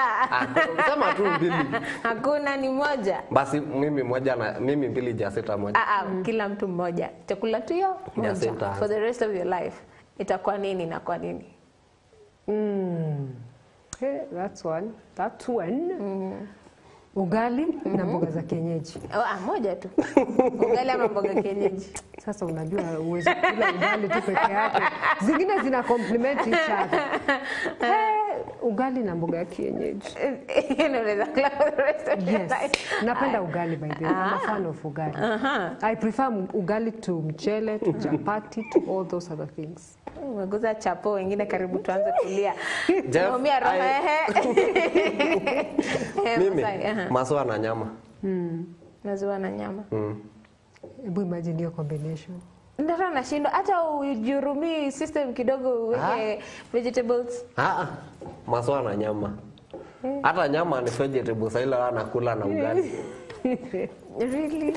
Sasa ni kweli si ndio? Nani alikudanganya hivyo? Nyama ni vegetables ila anakula na ugali. Anakuwa mboga. Okay, ni sawa ina. Na maziwa pia ni vegetable. Haya, swali lingine. What is the most embarrassing thing ushaifanya? Wapi onea ama tu onea labda ulisema kitu ukachanganya maneno kidogo ama kitu kama hiyo. Kitu embarrassing. Hadi unaanza uko like ni nini hiyo nilisema sasa? Has it ever happened? Mwalimu? Hata mimi nasania sikuna. Generally doesn't have to be on air. Nilianguka huko town. Unaona nikienda Gilanis, hiyo barabara by the way, msikilizaji chukua tahadhari.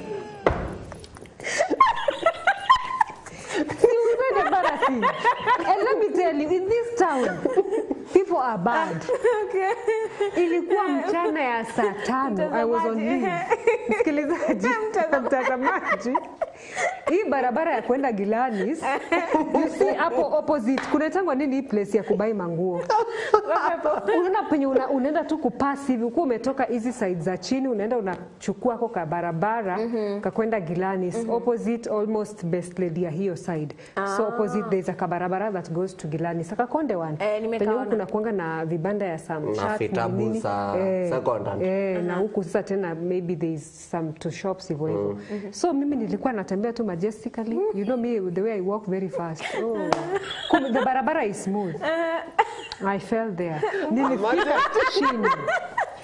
Na you see watu wenye nini na sikuwa hata nimevaa heels, nilikuwa nimevaa viatu tu vya kawaida, the flats here. And I thank God because I was on in trousers. Nilianguka nikakaa chini pa. The men who wanakuanga wakiuza hizi nini kaki trousers, it was business as usual. Mwenye alipiga tu nduru ni mwenye alikuwa kwa gari hivyo hapa hivi barabara nilianguka huko towards the end. Mwenye alikuwa kwa gari ali drive tu okay, he screamed akasema hey msichana uko sawa? You know I picked myself. Na sasa hiyo in the street it's full of people. Kuna anazungusha matunda. Nakuru is that tough, I tell you. Nilianguka, I will never forget. Ilikuwa March last year. And me, I picked myself and I went about. Yes. Hata mtu mmoja. Mimi hata the surprising part haikuwa tu kuanguka pa. Ilikuwa nobody. In fact, hapo kulikuwa na watu wanauza khaki trousers. Kuna mwenye alijali. Umeanguka. Hata kusema tu pole. Walisema watu wengi wao wanaanguka. Kwa hiyo sio. Hiyo ndo niliambiwa and I went very fast. Pole. Najua miezi imepita lakini pole. Hata hapo nikipita nakuanga na so I prefer kwenda the other side. That is what I do because sasa unaona aliniambia hapa watu wengi wao wanaanguka tushazo. Vitu waanguke.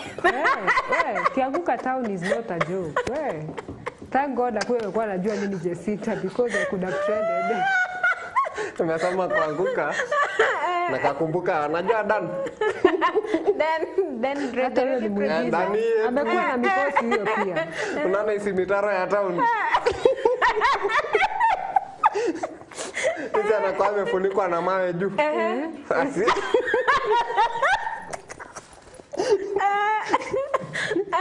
Yeye anataka kutembelea hapo kama chini yake. Ya mawe moja. Haikuwa stable. Hata niseme hivi. Sisi niliona kichwa ya Dani ikitoka kwa shimo. Sisi imekosa Lakini acha nikwambie, hizo vitu ni mbaya. Hizo hata would advise someone. Unaona sewage imekelewa hizo nini juu. Usikanyange. Ati unasema inakaa strong enough misi mzito.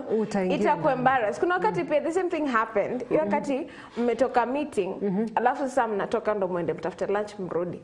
Sasa mnapiga story, sasa nile mnatembea mkiwa group ya watu kama 5, alafu mmoja wenu anapea story. Sisi tumepita tu hivyo. Tukaona story nekatika tu. Tunashindwa. Ameenda wapi? Sema best story sasa tunasikia mtu uko chini. Oe, niko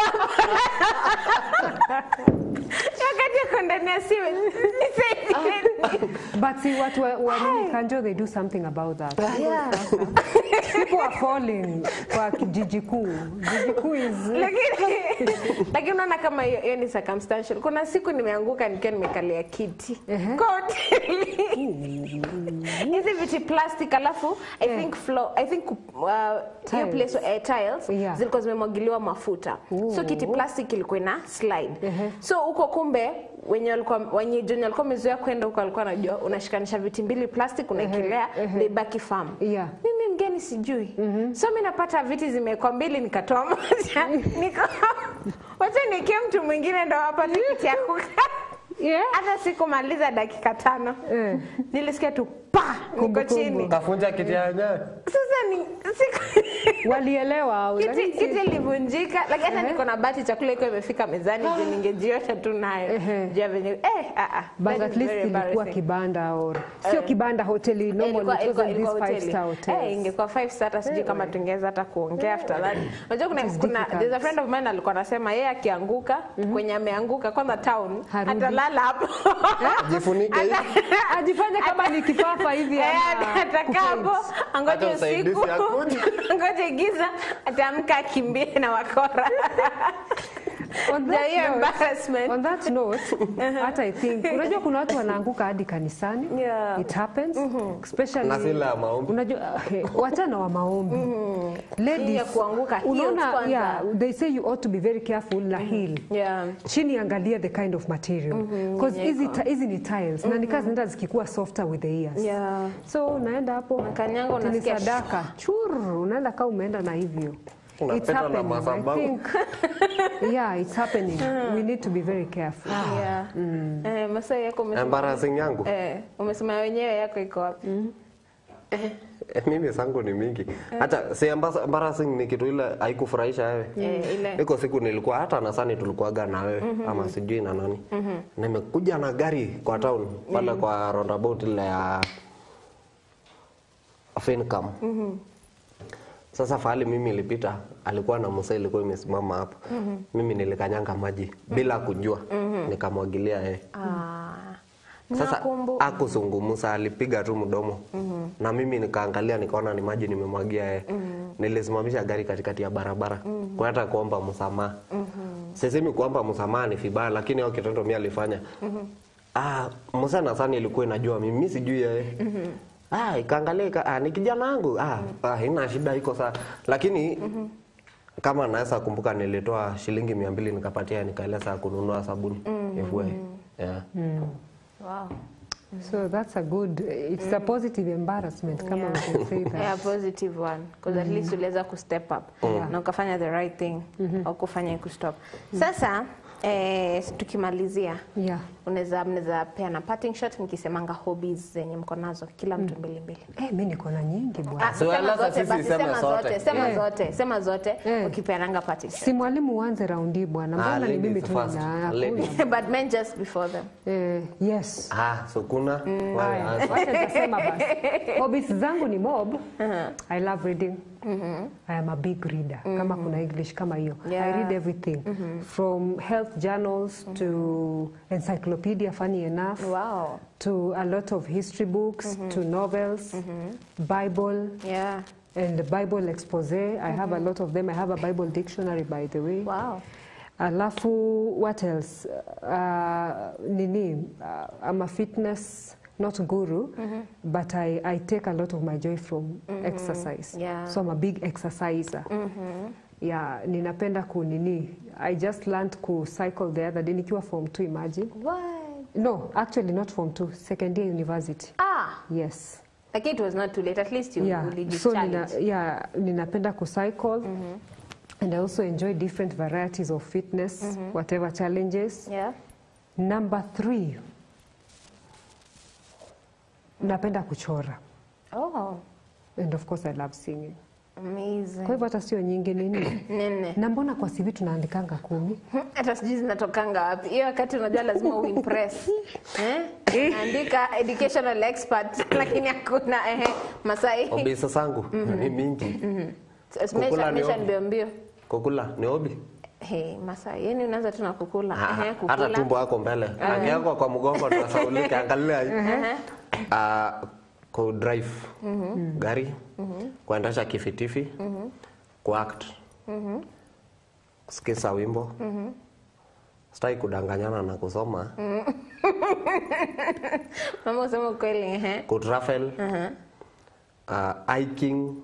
Hiking. Vitu ni mingi. Dada naona tumeshafika 7. Consume. Sijui consume. Sijui. Nilete kuingia kwa maji. Mimi tulia hapo relax. Ama kukaa hapo the ends. Na nini nyingine? Sikumbuki lakini ni mingi. Amazing. So, nimecheka hadi sauti inataka kupotea. But anyway, it has been a wholesome show. Mimi nimefurahi sana to have you guys here. Na at least tumepata kuwajua hata kuna vitu zingine nimejifunza hapa niko like okay. Atunge join another setup, but thank God for this setup. At least tumepata kuwajua. It brings us closer. Hata ina bring pia msikilizaji na mtazamaji closer to you, such that akisikiza the radio show, anajua a thing or two about you guys, okay? Yes. So, guys, it's about that time. You're about to call it a wrap up on The Right Show. I hope that you've enjoyed today's show. Nimeona kuna so many comments zenye zimecome in, kuna zenye sitaweza kusoma. Jesse Kihuha ameamua kuchokoza watu. Jesse, kwenye huko Mungu akusaidie sana. But yeah, so we're going to call it a wrap. Thank you so much for being here today. We have really enjoyed your company and we hope you have as well. So a big thank you to our camera crew. Leo tuko na a wholesome team.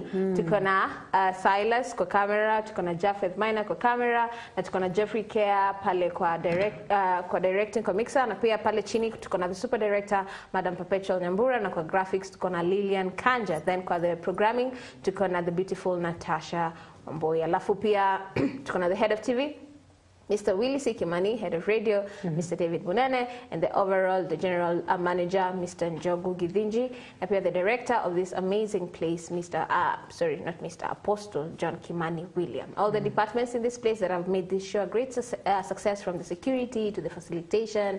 Nyinyi wote, a big thank you to you as well. Thank you to this amazing team. Nimefurahi sana kuwa na nyinyi. It has been a wholesome, amazing show. Sisi ni washikadau. Anytime. Na tulipa. Yes, kufuatia sisi stress kwa shauri jeleza sisi. Hebu mwambie ni Januari. Yes, ni Januari. We are not giving handouts. Ndio hiyo. Sasa jina langu ni Sylvia Wanja. Tupatane next week, same place, same time, hapa ndani The Right Show, with the right host, with the right audience, with the right topics, with the right vibe, just for you. Parting shot yako Masai? Parting shot. Mimi naweza kueleza na mna hivi. Fanya kila kitu kwa upendo na isiache kufanya vitu mzuri. Yeah. Na isikubali kufanya kitu kwa shauri ya watu wengine. Kama afurahishi wewe, achana. Mimi nakuaga hivyo. Kama sitaki. Yeah. If it doesn't make you happy. Kwa hivyo, penda kila mtu, fanya kila kitu kwa upendo na ifanye ile kitu wewe naona ni mzuri kufanya. Nini unapenda? Jacinta? Yangu ni kwa boy child. Tafadhali. We are losing a generation. Our bigger men in the society. Tafadhali kina baba zetu, wakongo wetu, take care of these young men. This is the high time tuwaite, tukae vikao nao na tuzungumze nao. Wale ambao wako kanisani, adopt like 10 of them, those young men who come to church, please talk to them so that at least hii mambo ya drug abuse and funny behavior and the killings can reduce in the country, and pray over them. Kutoka kwangu Jacinta, bye. Yes, so nilikuwa nimesema kuna a bit of a surprise.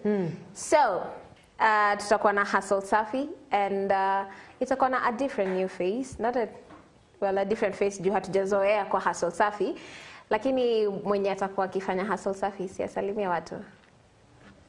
Bwana Yesu Bwana asifiwe. Yes. Hivyo ndo tuwezea kuongea. I'm Jacinta, tutakuwa na nyinyi ndani ya Hustle Safi. Absolutely. Every single Saturday. Yes. So for now tupate Hustle Safi, alafu a little later tutakuwa na meet the HR, tuweze kuwa equipped as a young person to know whether career, whether business, which step to take. Bye bye. See you guys next week, same place, same time. Have a beautiful rest of your weekend. Usisahau kwenda church kesho, and have a beautiful rest of your week. Looking forward to seeing you this coming Saturday. We'll Bye. be back after a break. No, it's a wrap. You're going. Ndio hiyo, si tumemaliza. Mwambie a wrap ni kwamba mambo imeisha. Mambo yameisha. It's a wrap, tumemaliza. We'll be back after a break Saturday. No, it's a wrap. Next Saturday. Yes, Till next Saturday. Bye bye. Let's pate Hustle Safi.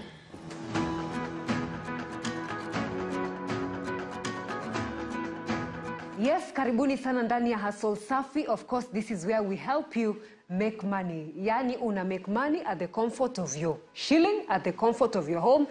And of course, wanasema uchumi ni mgumu, lazima utafute jinsi ambavyo unaweza kupata mihela. Naitwa Jacinta, and give me 5 minutes of your time ni kuexplainia jinsi unaweza kupata pesa na usave. Au sio, tuko na watu ambao wanaenda shule. We mama unataka kuboresha nyumba yako, unataka kuhakikisha kwamba kuna vitu 1 2 3 umefanya kwa hao, lazima tu hustle. Wanasema it's a hustling nation. So siku ya leo nitakuwa nikikufunza jinsi ambavyo unaweza kutumia only 2000 shillings, and from there you'll get a wholesome profit. Nazungumza kuhusu biashara ya matunda. I'm sure jioni wakati ambapo unatoka kazini, wewe unaona kuna mtu fulani huwa anasimama kwa barabara akiuza matunda. Ama you know of a business ya matunda and you've been tamaring, umekuwa ukitamani sana kujua jinsi ambavyo unaweza kumake pesa kutumia matunda. Saa hii wanasema sana watu wengi ni healthy and fit. Watu wengi wanatafuta kuona lose hizo weights, watu wengi wanajaribu kuangalia jinsi ambavyo angalau mili yao inaweza kuwa sawa kulingana na advice ya daktari. Sasa imagine na 2000 shillings unaweza kwenda sokoni, ununue matunda, ukuje uweke vizuri, alafu uanze kuuza. Nitakuwa nikikuchukua step by step. Now, kwa hii biashara ya matunda, kuna vitu ambavyo unapaswa kuconsider. Number 1, jua fruits ambazo ziko in season. Number 2, jua wale watu ambao huwa wanatoka jioni wakienda nyumbani, ni matunda gani huwa wanapenda kula. Wakenya wanapenda kula which kinds of fruits. Number 3, always know watu wale ambao wanapita kwako ni watoto wa shule, ni watu wazima, ni watu wakongwe, ukaribu na hospitali. Where are you located? Those 3 things.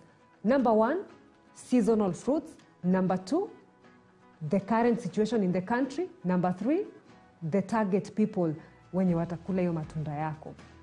Biashara ya matunda inatakanga mtu aende na haraka sana, because najua matunda ni perishable good. Jua matunda ambayo unaenda kuchukua, alafu kuja uweke mahala ambapo utakuwa ukiuzia customers wako. Identify the location, mahala ambapo unaweza kuuzia matunda. Hata kabla tujaenda sokoni kuenda kununua matunda, it's always good to know ni wapi unaenda kuweka business yako. And I'll suggest a few places where you can put your business. Number 1, ni mahala ambapo kuna umati mkubwa wa watu. Hii inaweza kuwa ni kando ya barabara, especially mahali ambapo kuna kuwaga na traffic kubwa, watu wanatoka wakiteremka, magari yanapita na mambo kama hayo. Especially pia kwa terminal ya buses. Hapo unajua kuna watu ambao watakuwa kishuka na kupanda gari. Kuna hizi premises kubwa penye kunakuwaga na watu wengi. Inaweza kuwa ni karibu na hizi offices za government, inaweza kuwa ni karibu na hospitals. Maanake unajua mtu akienda hosi anaenda kamibeba matunda. Or even a school and colleges. That's a very good place ambapo unaweza kuweka setup yako ya matunda. Number 2, jiulize matunda nitaenda kuweka wapi? Ni kwa kibanda, ama nitaweka kwa tins, ama nitaweka kwa kameza tu kazuri kamewekwa pale. And will I need to employ somebody? Ni swali ambalo unajiuliza. Alafu ulizia ujue matunda inaendewanga saa ngapi sokoni na ujue utanunua na bei gani. I'll give you a very good example. Sai mangoes ziko on season, all right? We have mangoes on seasons. Watu wakienda sokoni, for example, anauzua at 10 shillings. We mwenyewe unaweza kuja uamue kuuza at 20 bob or at 25 bob. Kumbuka, the whole idea is you're using little money to make some profit at the end of the day. Now, tusha figure out ni wapi utaenda kuweka biashara yako na tushajua jinsi ambavyo utaset biashara yako. Number 3, remember biashara ya matunda inataka mtu msafi. Because you see, as much as I want to be healthy, I also want to eat clean things. So that's another thing to consider. And you can build up your business. Hii biashara ya matunda ukianza tu na raw fruits, at the end of the day unaweza kuwa ukiwablendia alafu inakuwa ni juice, and you even pack them very well na unawapelekea. Number 4, remember that watu buy fruits in bulk, so you stand to make even more profit. Nitakuja nikule maembe alafu niseme nipakie nyingi niende nayo. Number 5, customer service. Hizi biashara reja reja watu huangalia sana jinsi ambavyo unawatreat. I'm sure unajua yule mtu wa matunda mwenye huwa anauza mananasi, because ya jinsi ambavyo huwa anaongea vizuri na kwambia unajua hii ni mananasi ni ya Tanzania, hii ni ya Uganda, you know. Huu mtu mwenye anakukaribisha vizuri na kuuliza siku yako imekuwa namna gani. We like buying things from such people. Remember, you sell more when you're more friendly to the customer. Hey, tumefigure out everything. 5 important points za kukusaidia kufanya nini? Kuanza biashara yako. Hiyo tumeweka kando, inaitwa research. Sasa twende kwa the actual thing. Watu huendea matunda asubuhi na mapema, because ukienda later utapata vitu ambavyo havikai vizuri. Amka mapema as early as 5, get to the soko, and especially hizi za wholesale. Uziwa matunda yako in wholesale. Unaweza kuamua mimi nitachukua mananasi, nitachukua watermelon, I'll take a bit of mangoes, nitachukua oranges and passion fruits.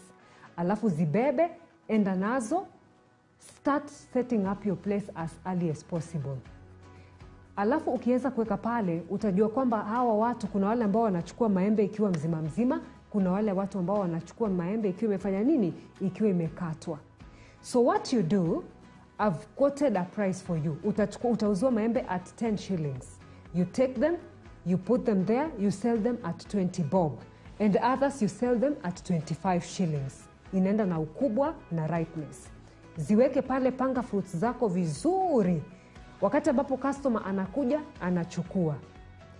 And it always helps to know something small about the fruits that you're selling. For example, utajua maembe zinatoka wapi?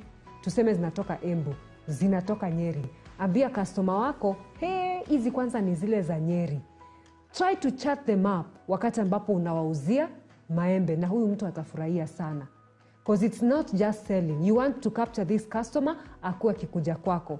So unajua Wakenya tunapenda hii mambo ya copy and paste. Maybe utaenda uset biashara yako hapa, alafu mtu mwingine aone Kwa hivyo hiyo sime kwanza hapa na hakuna mtu alikuwa anafikirianga business kaa hii. To make sure that you retain this customer long term, wewe mwenyewe capture them with the way you talk to them. Know something about the fruit. Sema hii, Google, siku hizi kuna Google. Sema hii maembe nimesikia inasaidia sana kukeep your ngozi yako smooth. Kwanza these ladies and the young ladies wa campus watafurahia sana. Waambie ukikula hii matunda ya damu inaongeza damu. Ama waambie ukikula hii thorn melon it's very good, it treats ulcers na inasaidia sana kusmoothen your stomach. Ambia kina mama, especially wale wako na watoto wadogo, pawpaws are so good because itasaidia na digestion ya mtoto wako. The little facts, they are going to help you a lot. We figure that part out. Know your facts right. Google tu. Hii ni hata we Mkenya by the way. Mtu kama mimi sema hii itaweza kusaidia na ngozi. Sio Kiingereza nyingi. Sema hii nasikia huwa inasaidia sana na tumbo. Do that. So customer anakuja, unamrapia vizuri, alafu unampakia zile ambazo unataka kuenda nazo, alafu you have sold for the day. Another technique of selling, unaweza kukata matunda yako. Kumbuka you're competing with so many other people. This is a competitive business. Wewe umeset up hapo nje ya hospitali, bado kuna mwingine pale juu anawauzia na cut. So kata kama ni maembe, embe lako kata vizuri, give them to taste so that they can be enticed to even buy more. Ensure that you're selling more and your customers are buying more. So that's how you can sell a mango. Kumbuka, you're also thinking about the long-term goal. When you're selling fruits, after mona imekumekia profit, you have sold one maembe at how many shillings? 20 bob. Na ulibuy 10 bob. Na watu ni wengi sana nakula maembe. Kuna yule ambaye pia atachukua in bulk. So I'm thinking to myself, umeuza like, let's say 30 mangoes in a day. Hiyo ni profit gani? Hiyo ni profit ya 300 shillings. Kuna yule ambaye amesema nifungie, nitabeba niende nayo home. Mtu amechukua kama 5. So counting, at least 20 people are going to carry 5. Ukifanya hiyo hesabu, inakuwa ni how many? You've added a profit like of 200 shillings ama even 400 shillings. So at the end of the day, you stand a chance to make a profit of around 600 shillings and above. Hiyo ni profit kwa only one fruit. Kuna mananasi. Hii ni fruit inapendwa na watu sana because you know it's January and it's cold and it's hot. So yule mtu ambaye anakuja, unakata mananasi yako vizuri. Kuna zile zinauzangwa za 10 bob, kuna zile za 20 bob. Now you see, you bought it at a lower price, but you're going to sell it at a profit of almost 10 shillings and 5 shillings and above. You have made another profit in one fruit. Unaona? Unakuja kwa fruit nyingine ambayo inapendwa sana na watu wengi, watermelon. Probably you bought the whole thing at 300 shillings.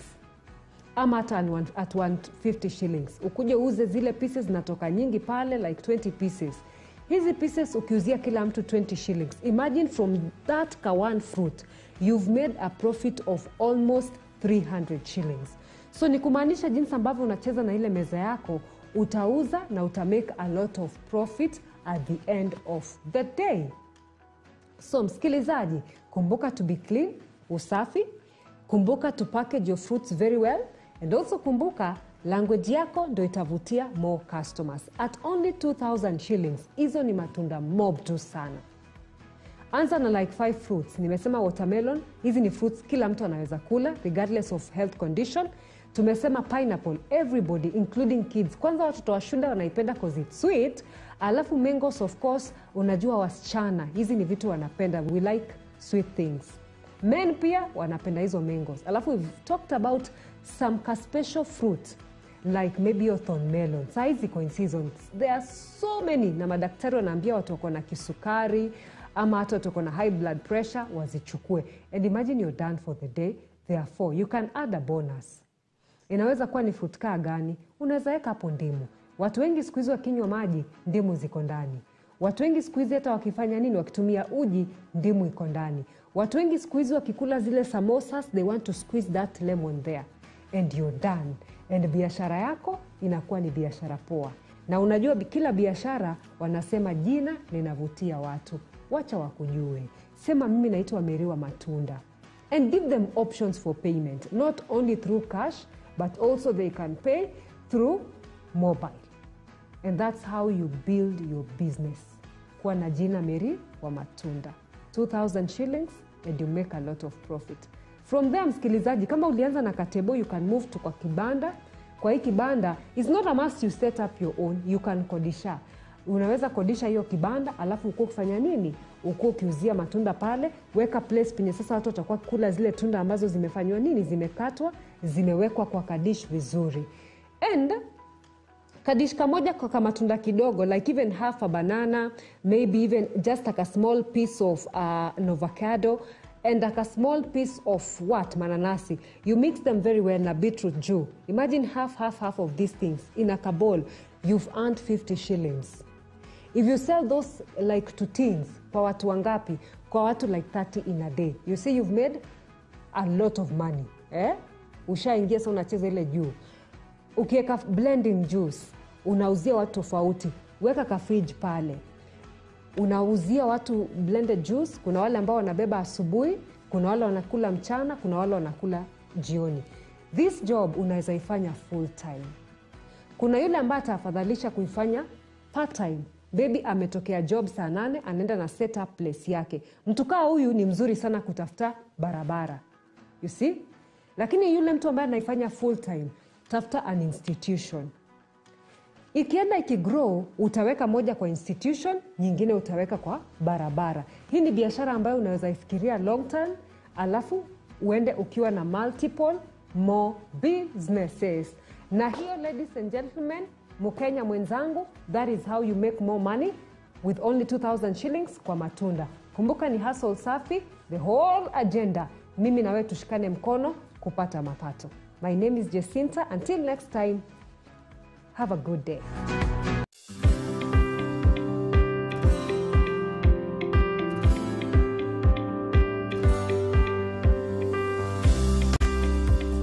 My name is Levi Masibo.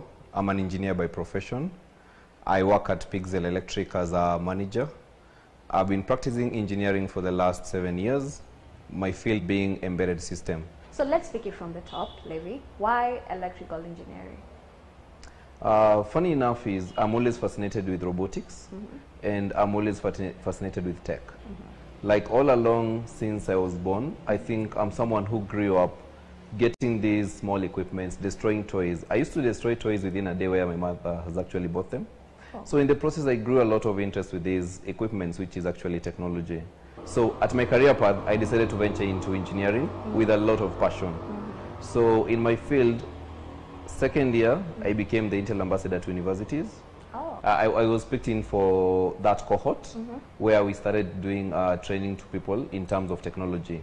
So we are normally tasked with moving from one university to the next through Intel, trying to introduce the latest technologies to people, which these technologies involved machine learning, deep learning, AI, and robotics as well. So that has always been something about me, and I kept on doing since second year to fifth year when I graduated. Oh, wow. Yes. So from a very young age, you are 100% sure it's electrical engineering for me? Or was there something in there that you had to like give up on? Not at all. However, when it comes to electrical engineering, it's a very big field because we talk about two fields. One field is generation. The other field is about low current. So what happens to generation, we'll study about generating power and distribution. But now this bit of low current, we normally talk about electronics. So I never used to like so much the heavy current, which is the generation and distribution. My passion was in electronics. I come from a family of three, and one thing about my family, I have a sister who is our second born, that is, in a family of three, and she has also done computer science and mathematics. Oh, wow. So we're just in a team of purely tech people. So what I was trying to do is just to follow the same path that is part of the family anyway. Yes. So your parents are already okay with it? They were very much okay with it. Something about our course prepares us for a lot of things because we are entitled to have, I forgot to mention, but I was alumni of JQuat. So you are prepared to a lot of things because based on our coursework, we need to have at least 5 attachments. And the thing is, I was based at a company, Del Monte, and I was in the department of electrical. So what we used to do there was motor rewindings, which now took me back to what I called heavy current. Whatever I didn't like is what I found myself doing there. So within 3 weeks, I think I couldn't keep up with that. But back then, my career path journey started back in school, which was 5th year. Yeah. I and my team, we made the first autonomous drone project in Kenya. So when we were trying to source the parts for that particular drone, we realized we had to import like all the parts. So that introduced something in my head. There is a gap in this market. Yeah, there's something. Yeah, there's a gap in this market, because I remember I imported all the parts that we needed for our project and also helped other colleagues to import their parts. So this market, I discovered there's a very huge gap. So after those 3 weeks working grinding motors, I decided I need to pursue my interest, which happens to be my hobby and my career path. So the thing was, I thought so. I am very young. So let me take this risk to pursue this dream. In case it fails, I'll go pick my certificate from the drawer and start looking for jobs. So I decided to take the risk of how about I begin a robotics industry. And that's how Pixel came about. So my career path immediately changed from being employed to become an employer. Guys talk about electricity. Electricity is basically 3 wires. So the moment I start working with someone on site and you take a lot of interest, what happens? You will one day come replace my job. Why? Because this is a matter of playing around with 3 wires. So in my case, it was very different. I will say my mentor is a book. When I was back in 5th year, I started reading. Apparently, I was someone who was a white collar. I used to say I'll be working from one job to the next one. Moving, freelance. Yes, one job to the next one, to the next one, to the next one, until you get that wage that you really like. But something really happened very funny. When I was in 5th year, I read a book, Kiyosaki, called The Cash Flow Quadrant. So he was trying to describe about self-employment. In fact, it starts from being employed to self-employed to business to entrepreneur. After I read that book, I saw myself in employment. So automatically my mind changed completely. So when I was trying to take this risk, I knew what I was putting myself into. And being young, I thought in anything, in case of anything, I'll still go back to school. Electrical, every person can do it. I'm sure in your house when you buy a shower, who fixes your shower? Probably my brother or my dad. Yeah, at times you can even do it yourself. So that's how simple electrical is. But now you have to get deeper to a specific field. And that's what you actually specialize in. I would say my biggest dream, as much as I was doing engineering for the last 5 years, my biggest dream came from being an Intel ambassador as well. Because Intel exposed us to a lot of new technologies that I wasn't even aware of. So from that opportunity that I had, that's where I put the foundation of my company. There is this particular, when we're trying to rank courses, there's this notion, I don't know whether it's a notion or a myth, that engineering is hard. How true is that?